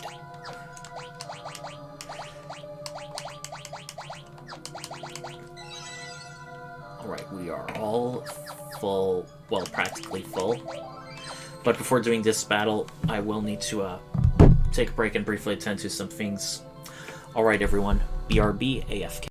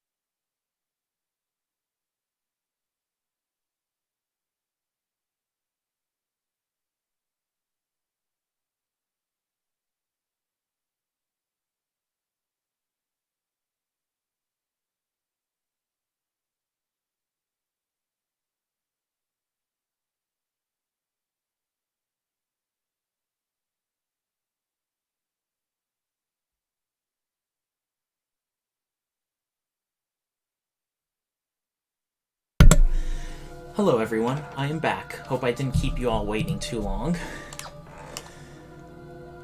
Now, we're going to get our fourth Warrior of Darkness.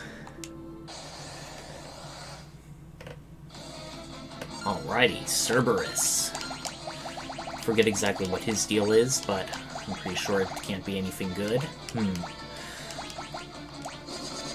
Just going to hazard that it has some powerful physical attacks. Okay, nearly 5,000 damage into first round, that's good.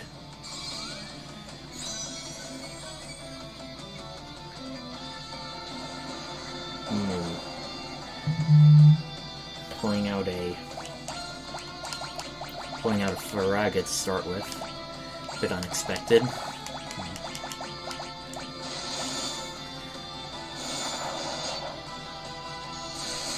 Ouch. Okay, this is a lot less damage than I expected. That's kind of funny.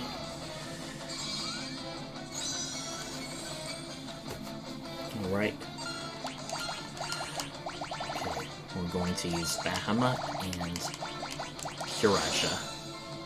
In case it pulls like a really powerful spell out of nowhere or something.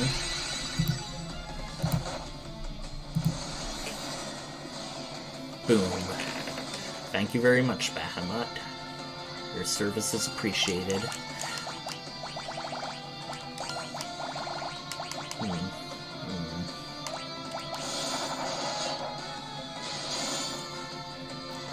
Alright, another 8,000 damage this turn.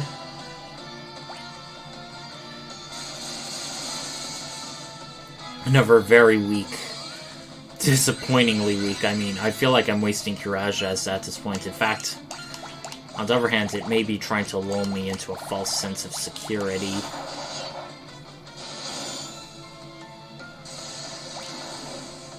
Oh, we're doing a lot less damage this time. Did our haste run out? I don't think it can. Maybe it's just randomized.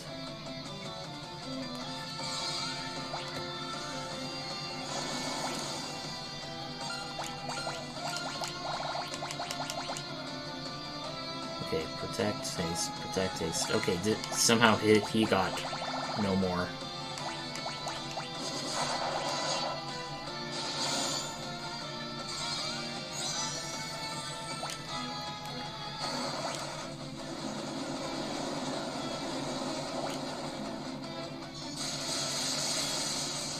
Man, I almost feel like I did these bosses in the wrong order. This boss is like by far the least threatening.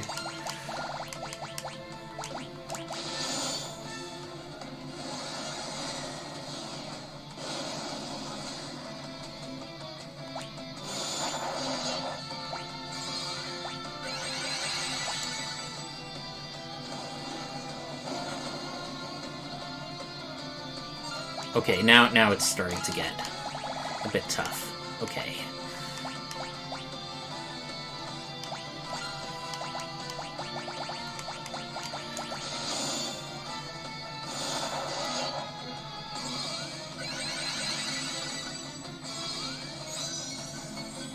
Good. Okay, another weak lightning. Thank you very much. Fuck. Wait. Come on. No, why am I swearing? That was uncalled for on my part. I mean, I think we've pretty much got this handle in the bag. It's really just outlasting Cerberus. Okay, that did hardly anything. That's a disappointing amount of damage.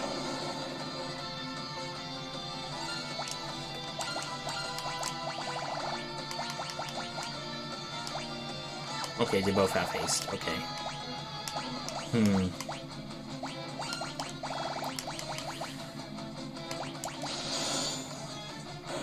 Yes! Down, boy. I get it. Because it's a dog. I'll show myself out.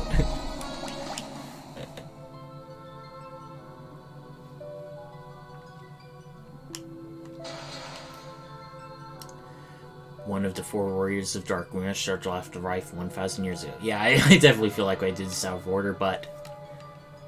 yeah. It would bring about seeing remote nothingness avoid now to light, so you can target sprinting. Yeah. I feel like it was meant to do from northwest clockwise, but on the other hand, it's like you're not really all that confused because none of the things they say have to be listened to in order necessarily.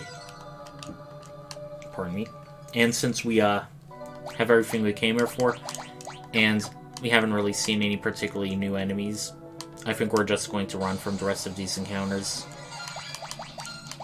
Which, with Ninja, should hopefully be pretty fast. Yeah, very fast. Let's save ourselves for the final confrontation with the Cloud of Darkness.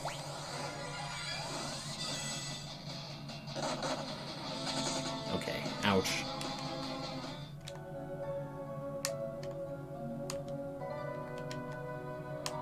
And yeah, this is pretty much a point of no return. Barring actually beating the game, you cannot return back to, like, Xande's Tower or the Overworld the way we came in. No more. And now, we have to find out how to get through this area. Fortunately, it's not all that hard.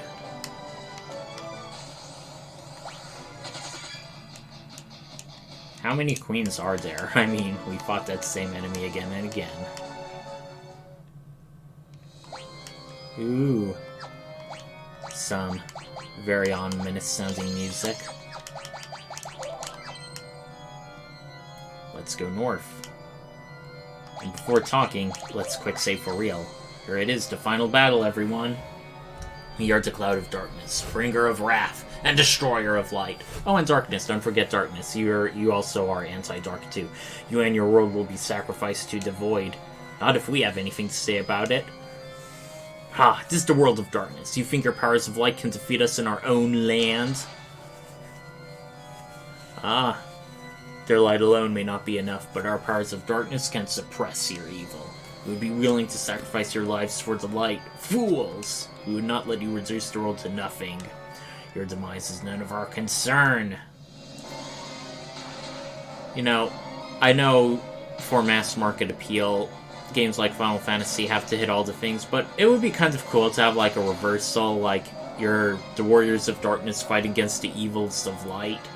I definitely pay to see that. But we have no need of it any longer. I do sort of feel like I think Final Fantasy Origins Strangers in Paradise tried to subvert that in a way, but okay, and now it is the final battle, complete with its own scary music. We're just going to be throwing our strongest stuff at it and making sure to heal every round. There's not really much strategy. So, the Cloud of Darkness in the remastered version had its tentacle things as individual enemies. But in this thing, it doesn't really have much strategy. It has, I think, a physical attack, Bad Breath, which won't do anything, plus Particle Beam, which is its most frequent and powerful attack. It hits everyone for some pretty hefty damage. So, we just want to make sure we heal every round while it keeps using that, and we keep throwing stuff at it.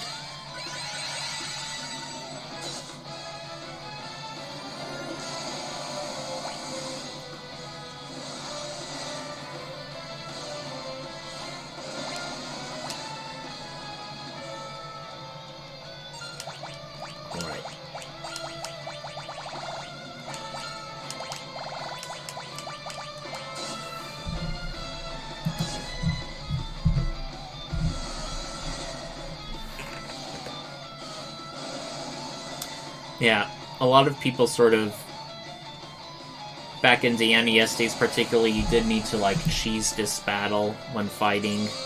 Oh god.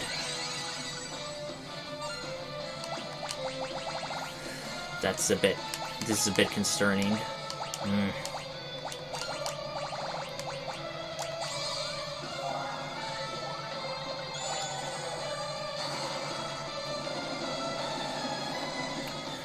Yeah, some people cheat about by having everyone be ninjas throwing shuriken, but I kind of at least want to have one person be up.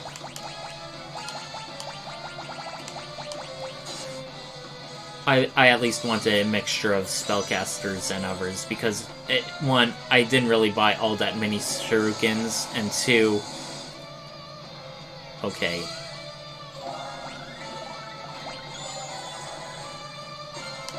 Okay, we can't throw any more. Well... What can we do? What can we do?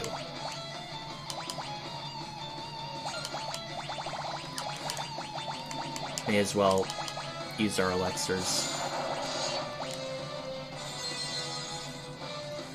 Because this really is the final battle for realsies.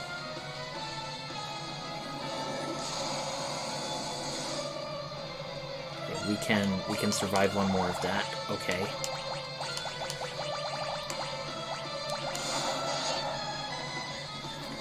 Okay.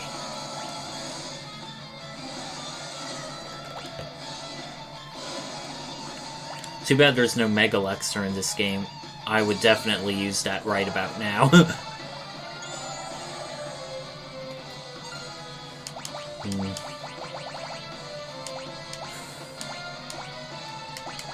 You know what? I'm always tempted to see what Chocobo's Wrath does.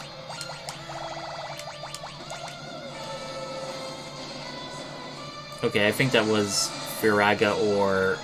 Yeah, pretty sure it does Firaga or Flare. Okay, we have 2 fully healed ninjas. That's good, that's good.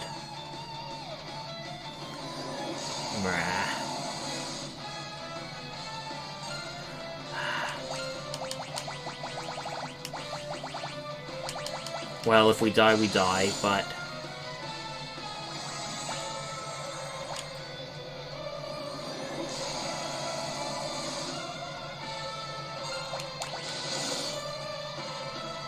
Well, let's try once more.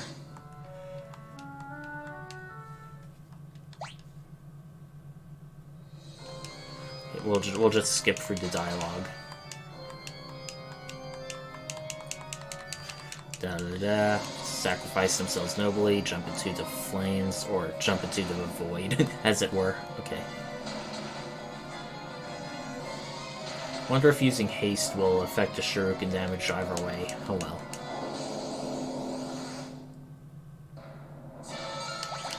Okay. 1, 2...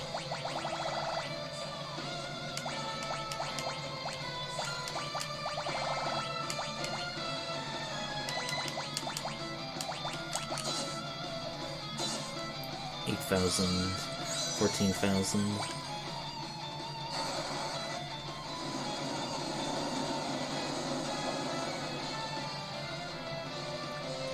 It's about 16,000.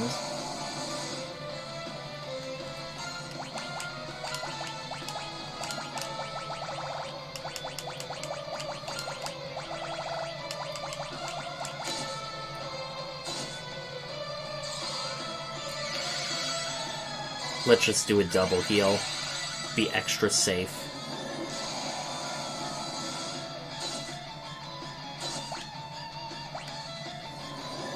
Ah! Why?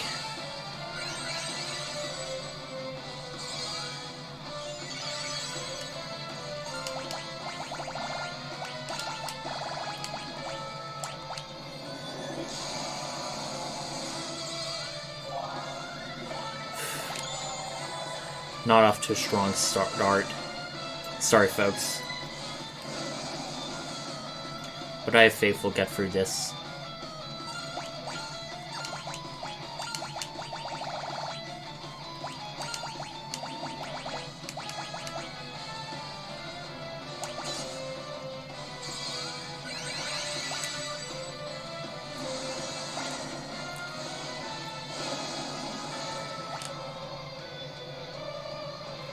Okay, that did a disappointingly low amount of damage.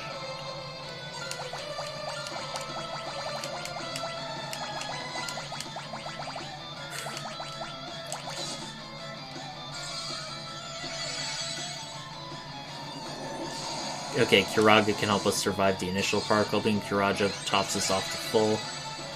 Okay. So I know what I'm gonna do.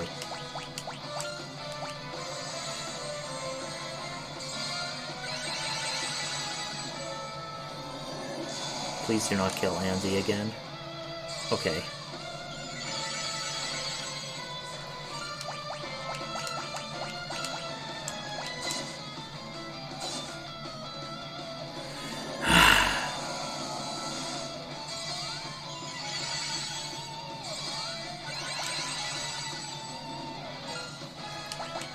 Well, there goes our last shuriken.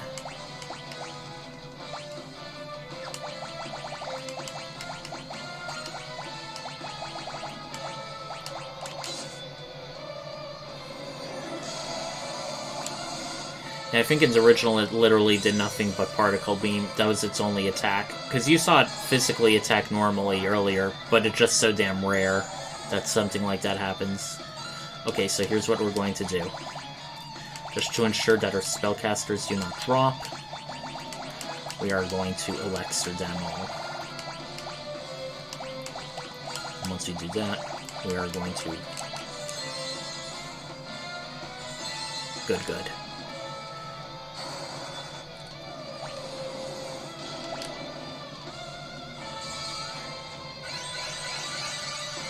Alright, we got this in the bag. Hopefully.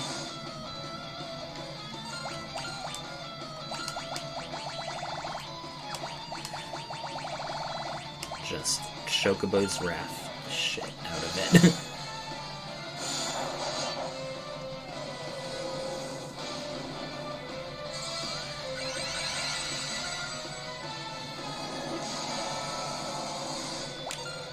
Fuck.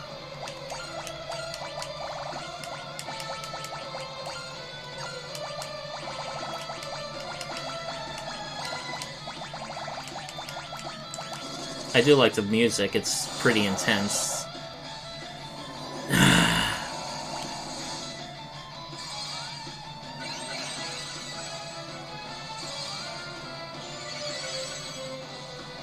Waste of a turn.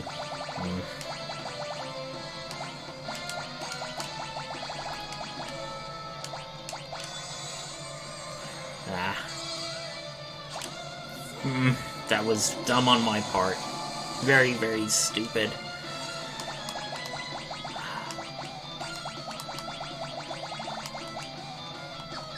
I just want to make sure. Okay.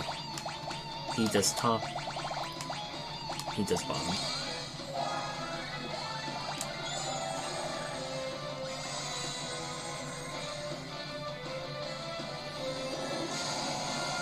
Yeah, as far as final bosses go, this one is a bit underwhelming in terms of, like, tactics. Like, it just keeps doing particle beam. I mean, there's not really much strategy. You just gotta cheese it. I think when I first did it, I just switched to a Dragoon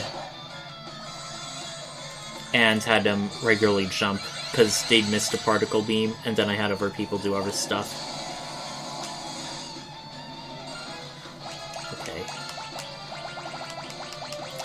Double cure, please.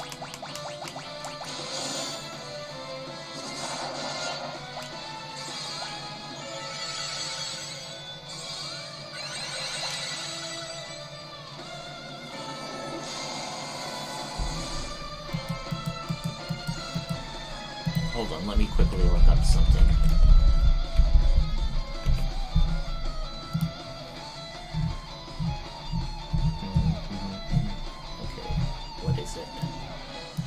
Looking at strategy.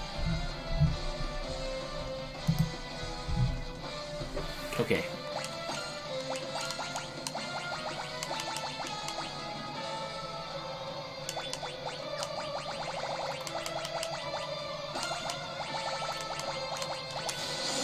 Just banking on it attacking last. It does seem to be a pretty slow enemy.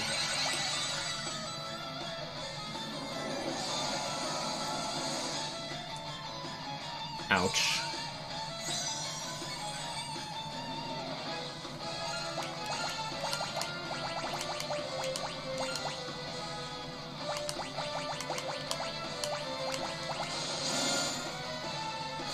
Yeah, that's what I like to see damage-wise. Alright, good.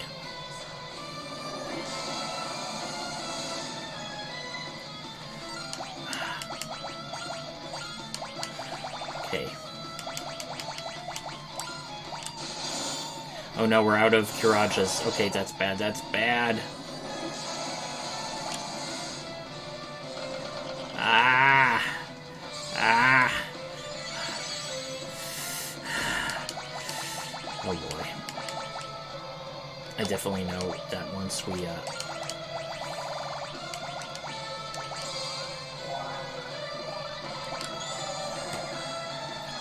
I don't know if I'm, like, playing this poorly or if the boss is just as difficult, but I do like how this boss is really pushing me to my limits. Actually, no. He needs it more than anyone here.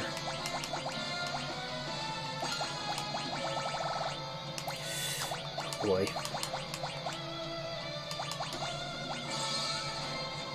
Uh-oh, did I make a mistake? I think I used Elixir twice on the same person. Yes, I did. Dumb.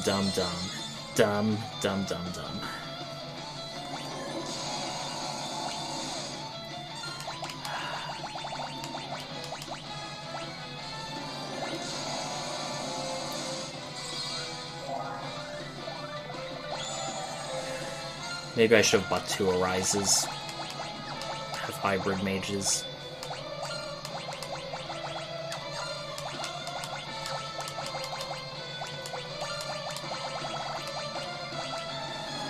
Oh well.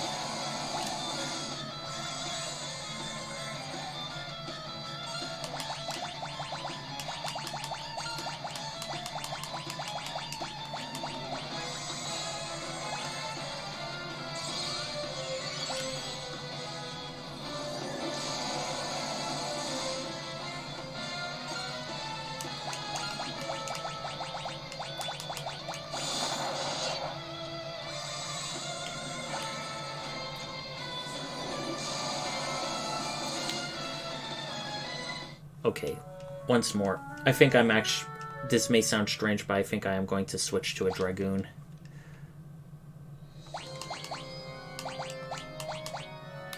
One.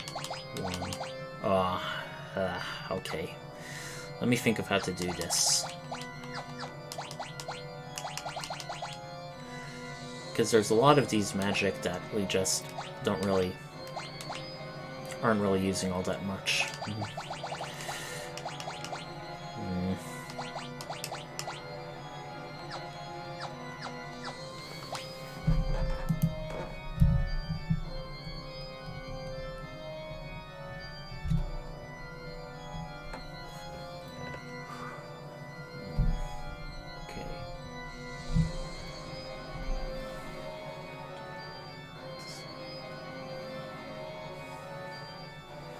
Okay, if there's round a swipe, they can call counter, otherwise you have to pack your magic. Deal these Roxas. Okay. Let me try it again. As far as final bosses go, this is not necessarily one of the higher ranking bosses in the series. I did enjoy Final Fantasy II's final boss, even though it was an inferior game. I do have to wonder if, like, the developers started running out of steam at this point.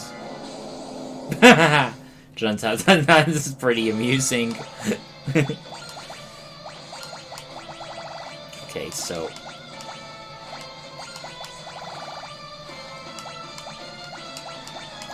This thing cannot be reflected, and I don't think Protect does anything. You know what? I'm always tempted to just see if it does. Okay. It has 120,000 HP, so that was like 15,000 out of it.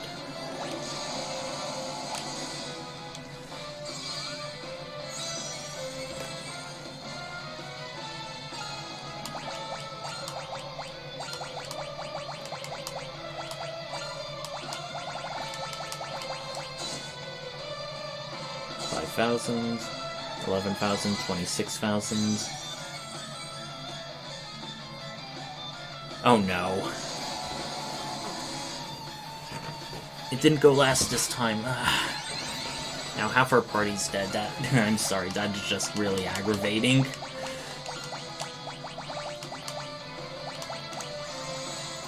Yeah, I don't know what's up with turn order in this game.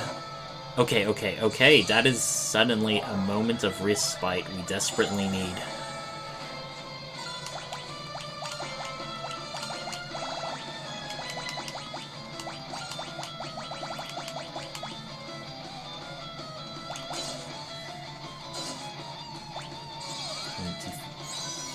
Okay, that's 41,000 more, 1 for its hit point down, good.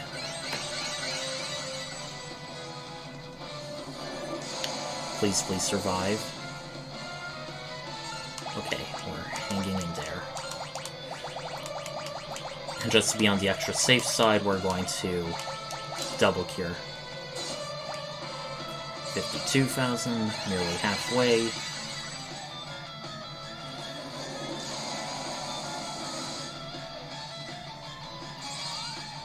Somehow it did a whole lot more damage.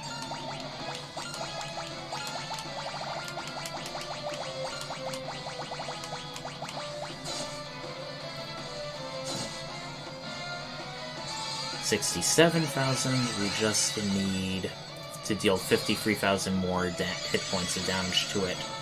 Okay, we're starting to get there. Okay. Okay.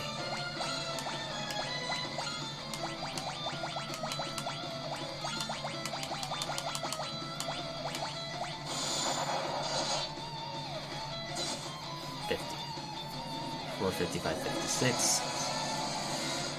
62, 64,000, okay.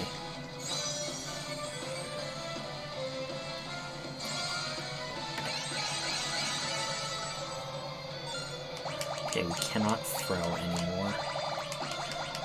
So we're just going to be extra safe.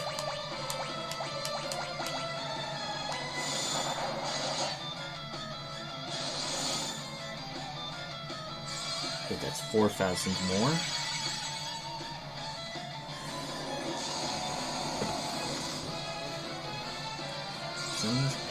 Okay, Kiraja.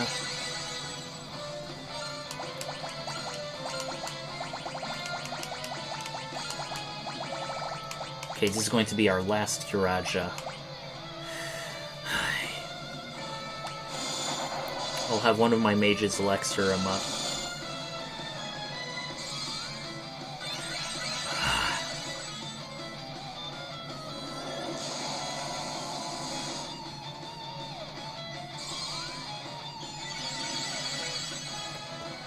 Okay, that should guarantee us a...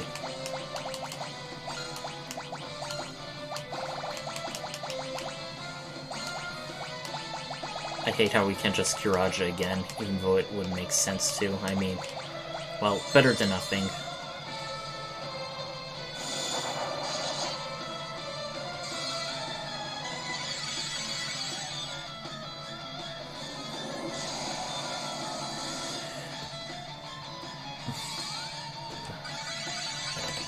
This battle.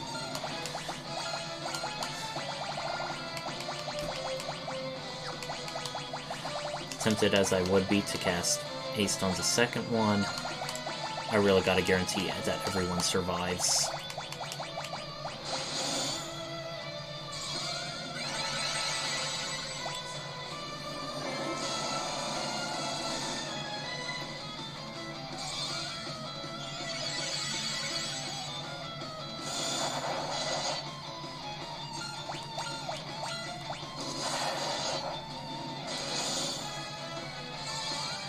We're doing about 5,000 hit points of damage every round, so on the one hand, we are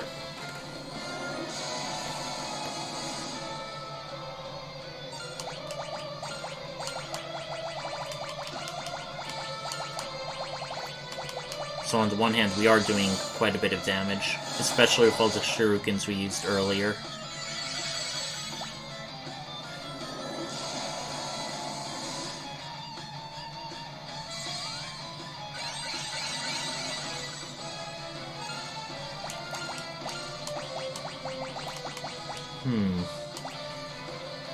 Is it worth it? I mean,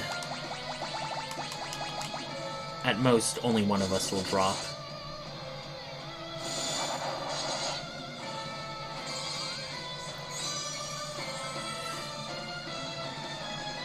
Okay, okay, that's good, that's good.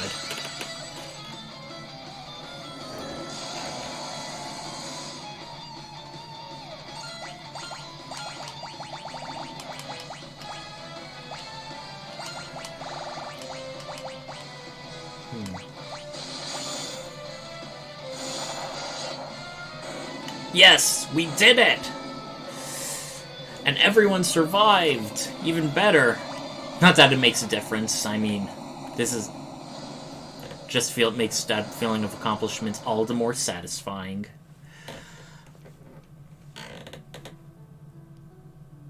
In the beginning, there was the void. Then came light and darkness. From them, everything was born. The heavens, skies, water, fire, life. Time inexorably brings all back to its beginnings. But from life, something new was born. A shining force that separated the light from the dark and illuminated the world. It was called hope. When the balance between light and dark is broken, and the world again slides towards oblivion, the Chosen will appear once more. Do not forget that the source of the warrior's power is the hope that lives inside us all. Oh boy, they're really hitting all the cliches. Dreams, despair, love, time can obscure it all. Do not accept this, do not forget it, and time will never erase what life has to offer. Find your last remaining spark of light. A light that shines brightly when all else is dark. The light of hope.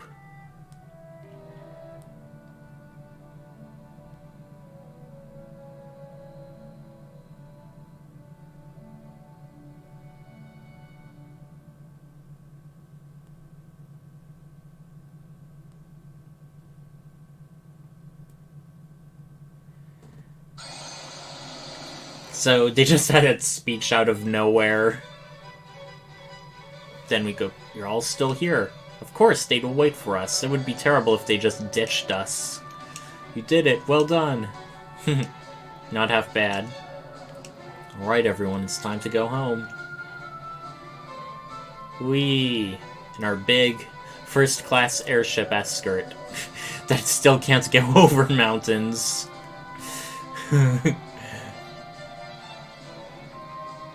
It's been a pleasure. Pleasure's all ours, but I think it's about time I return to Amber. Now we're dropping everyone off back at their hometowns. Aw. I'm now really curious how this guy single-handedly took down a red dragon. Of course, barely broke a sweat. Sure you did, buddy. Come and train for any time until we meet again. Oh, and we even have our sprite as, like, the ninjas and sages. Feels kind of weird, given that we weren't really these classes for long. I suppose I must return. Our country could have been leaderless for just a bit longer. I mean, Your Majesty, it's your... Thank you. If I can leave my kingdom, if you have to close your show, I'll be content. Well, you need more courage than just statecraft.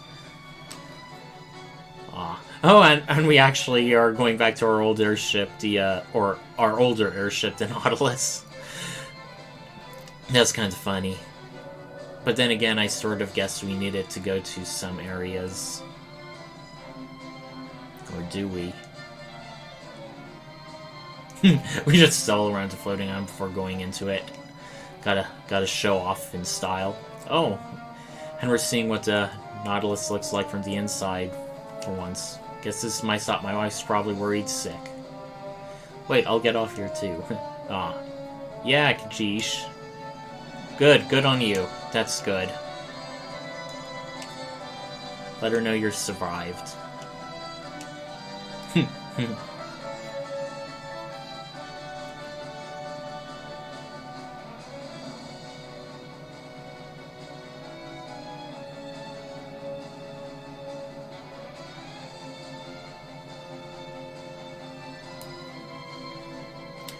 Say what you will, I definitely like this ending. Really wraps a lot of things up. Aww. Your womanizing days are over, Deesh. Oh, fine. Him. our characters have no more romance. You know what?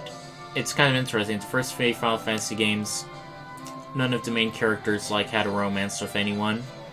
Final Fantasy 1 it makes sense because our characters are little blank slates. For Final Fantasy 2, all the characters are sort of adopted and raised together, so even if they're not rated by blood, it would be icky.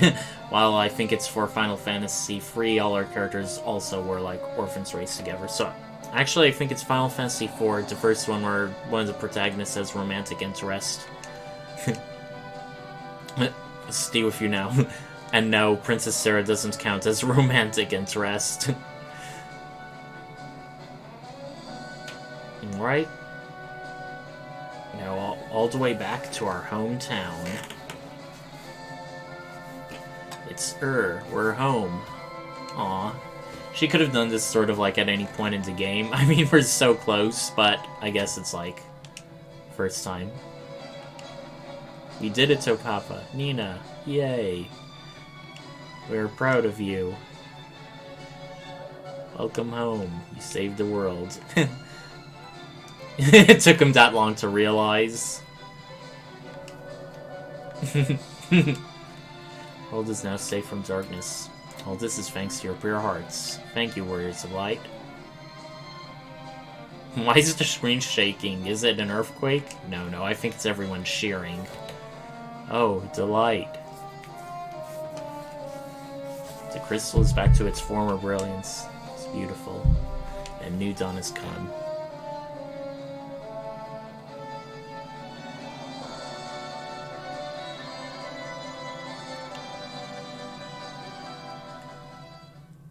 And we all end up blinded. Nope. We just end with a beautiful sunrise.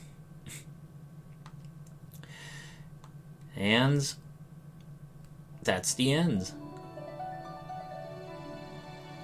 Wow. What a beautiful game. Overall, I liked playing it a lot more than Final Fantasy II. Even though I wouldn't say necessarily that Final Fantasy II was bad, it just kind of wears you down the more you play it. But this one I felt was strong all throughout the end. Overall, I can sort of see why this one didn't get the American Western translation. It was a bit counterintuitive in some areas. The job system wasn't exactly as spruced up as it could be. There, of course, were some adult-rated things that you wouldn't see, a partial nudity with some of the monsters. But overall, I think Final Fantasy III, especially the Pixel Remaster, was a pretty strong entry. I mean, you did have to do a guide, but it was definitely fun to play, and there were only a few times where things really felt frustratingly difficult, or you had to go, God damn it, I need to look this up, particularly near the end with the Cloud of Darkness. But overall, I think it did a good job balancing things difficulty-wise. The story wasn't exactly anything to write home about, but on the other hand, it more than made up for it, with interesting characters, locations, dungeons. It had a lot of really cool elements, so it's oh, what are we gonna do now this time? Oh, there's an entire country city in a civil war. Oh, we're going to the manor of this great archmage full of Mughals. Oh, we've actually been living on a floating continent all this time. Oh, there's an entire world beyond, lying beneath the waves. It's the game always had something interesting shortly after to introduce. So it kept you hooked in that way. As for the job classes, they're kind of a mixed bag, honestly. Some of them only got really good later on, the Dark Knight is practically useless until you get katanas for it, which come way too late. Same for the Thief, which only gets really good gear once you defeat the Water Crystal. Some of them, the Scholar, are practically useless, and the Ranger. There's not really any good end-game bows, and the elemental damage you can do with arrows is much better done with White Mage and Black Mage. I do feel like they dropped the ball with the Earth Crystal, and particularly with the optional job crosses in Eureka. They really were just upgrades of your straight Fighter, Black Mage, White Mage. But on the other hand, this being the first Final Fantasy game with like a truly expansive job system, I suppose I can cut them a little bit of slack. But yeah, this actually marks the third Final Fantasy game with the pixel remasters of which I have every achievement for. And you saw me do that with Final Fantasy 2. As for playing Final Fantasy 1, I don't know. In fact, I've kind of been debating exactly what game I want to stream after this one. I have been considering doing Final Fantasy 4, because, particularly the 3D remake. I actually beat the Pixel Remaster, and while I haven't 100%ed that shouldn't be too hard to do. The 3D remake has much more content, as well as fully voice-acted scenes and other things. I am saving the Final Fantasy V 4-job Fiesta for June. As for Final Fantasy VI Pixel Remaster, I sort of feel like everyone has seen that game already, so I have been alternatively considering playing Disco Elysium, and the reason is several. It is a very good narrative game. It is one which I only really played through once, so I do want to do an alternate pathway.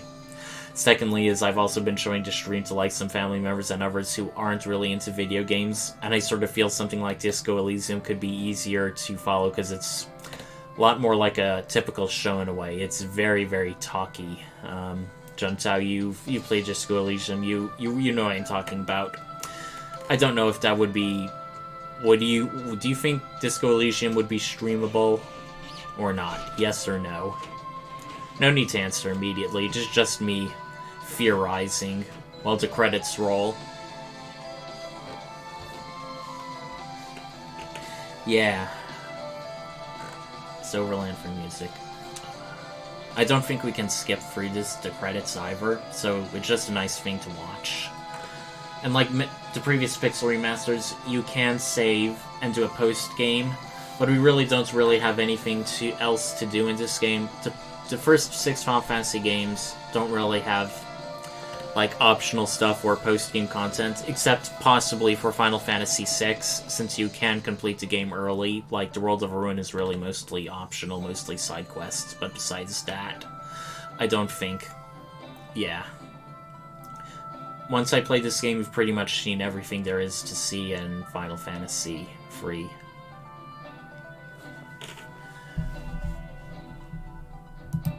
Final Fantasy 1 and Final Fantasy 4 are both really quick to beat. In fact, I think they're the 2 Final Fantasy games that are the overall shortest in the series. I think you can actually beat Final Fantasy 1 if you're really speeding in just under 10 hours, possibly 11 to 12 if you're going through it normally. Whilst for Final Fantasy 4, I think you can easily do that within 15 to 17 hours. So those would be relatively short runs. Final Fantasy 5 and 6 are much longer in terms of playtime. I do also have Final Fantasies 7 through 10 also on Steam. I don't have Final Fantasy 8 the remake because that one wasn't really done very well. It was a quick rush job. But I'm not really tempted as much to try and play Final Fantasy VIII. It just didn't really grab me. Final Fantasy IX is fun, but I've already played and beat that one. It is a very passionate game. It's, I think, one of my favorites of the Final Fantasy games. And it too has like a remaster. Final Fantasy X, I think I may or may not have been. It's been so long I can't remember. I may stream that, but it's been so long, it's just, I wouldn't have as much of a proficient grip on it as I do like the Pixel Remasters. Because I do feel like when I'm streaming and playing games that I know and enjoy, it feels a lot better. I guess more than anything, I'm just worried about doing the same thing or like going around dungeons just trying to look things up offhand. I don't want to do that too often. That would really cause a gap or interruption into streaming. Chrono Cross Remaster release has not been very good. It has got overall pretty bad reviews. They say it's like an inferior port. It runs even worse than the original PS1, which is a real damn shame to hear, especially for a so-called remaster. So I feel like I'm going to pass on Chrono Cross unless they really fix it up. I can't recall if Chrono Trigger is on Steam. I haven't bought it. I think it's also not a great port. It's just a straight port. It doesn't have a remastered version.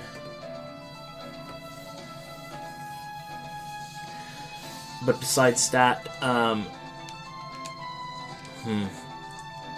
don't really have much more to say other than I really feel like I'm definitely getting into the groove with all this streaming. Yeah, now for once I'm starting to run out of things to talk about. I've really been overall good at avoiding dead air in these streams. Overall. I do impress myself with how much I can talk.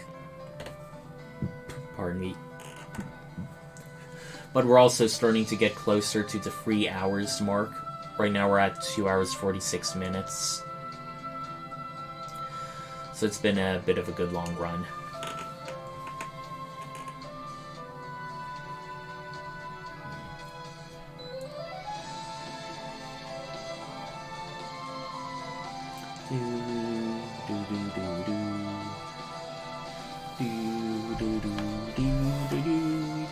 I do like how they do the overworld music for the ending. It gives a kind of magical feel to it.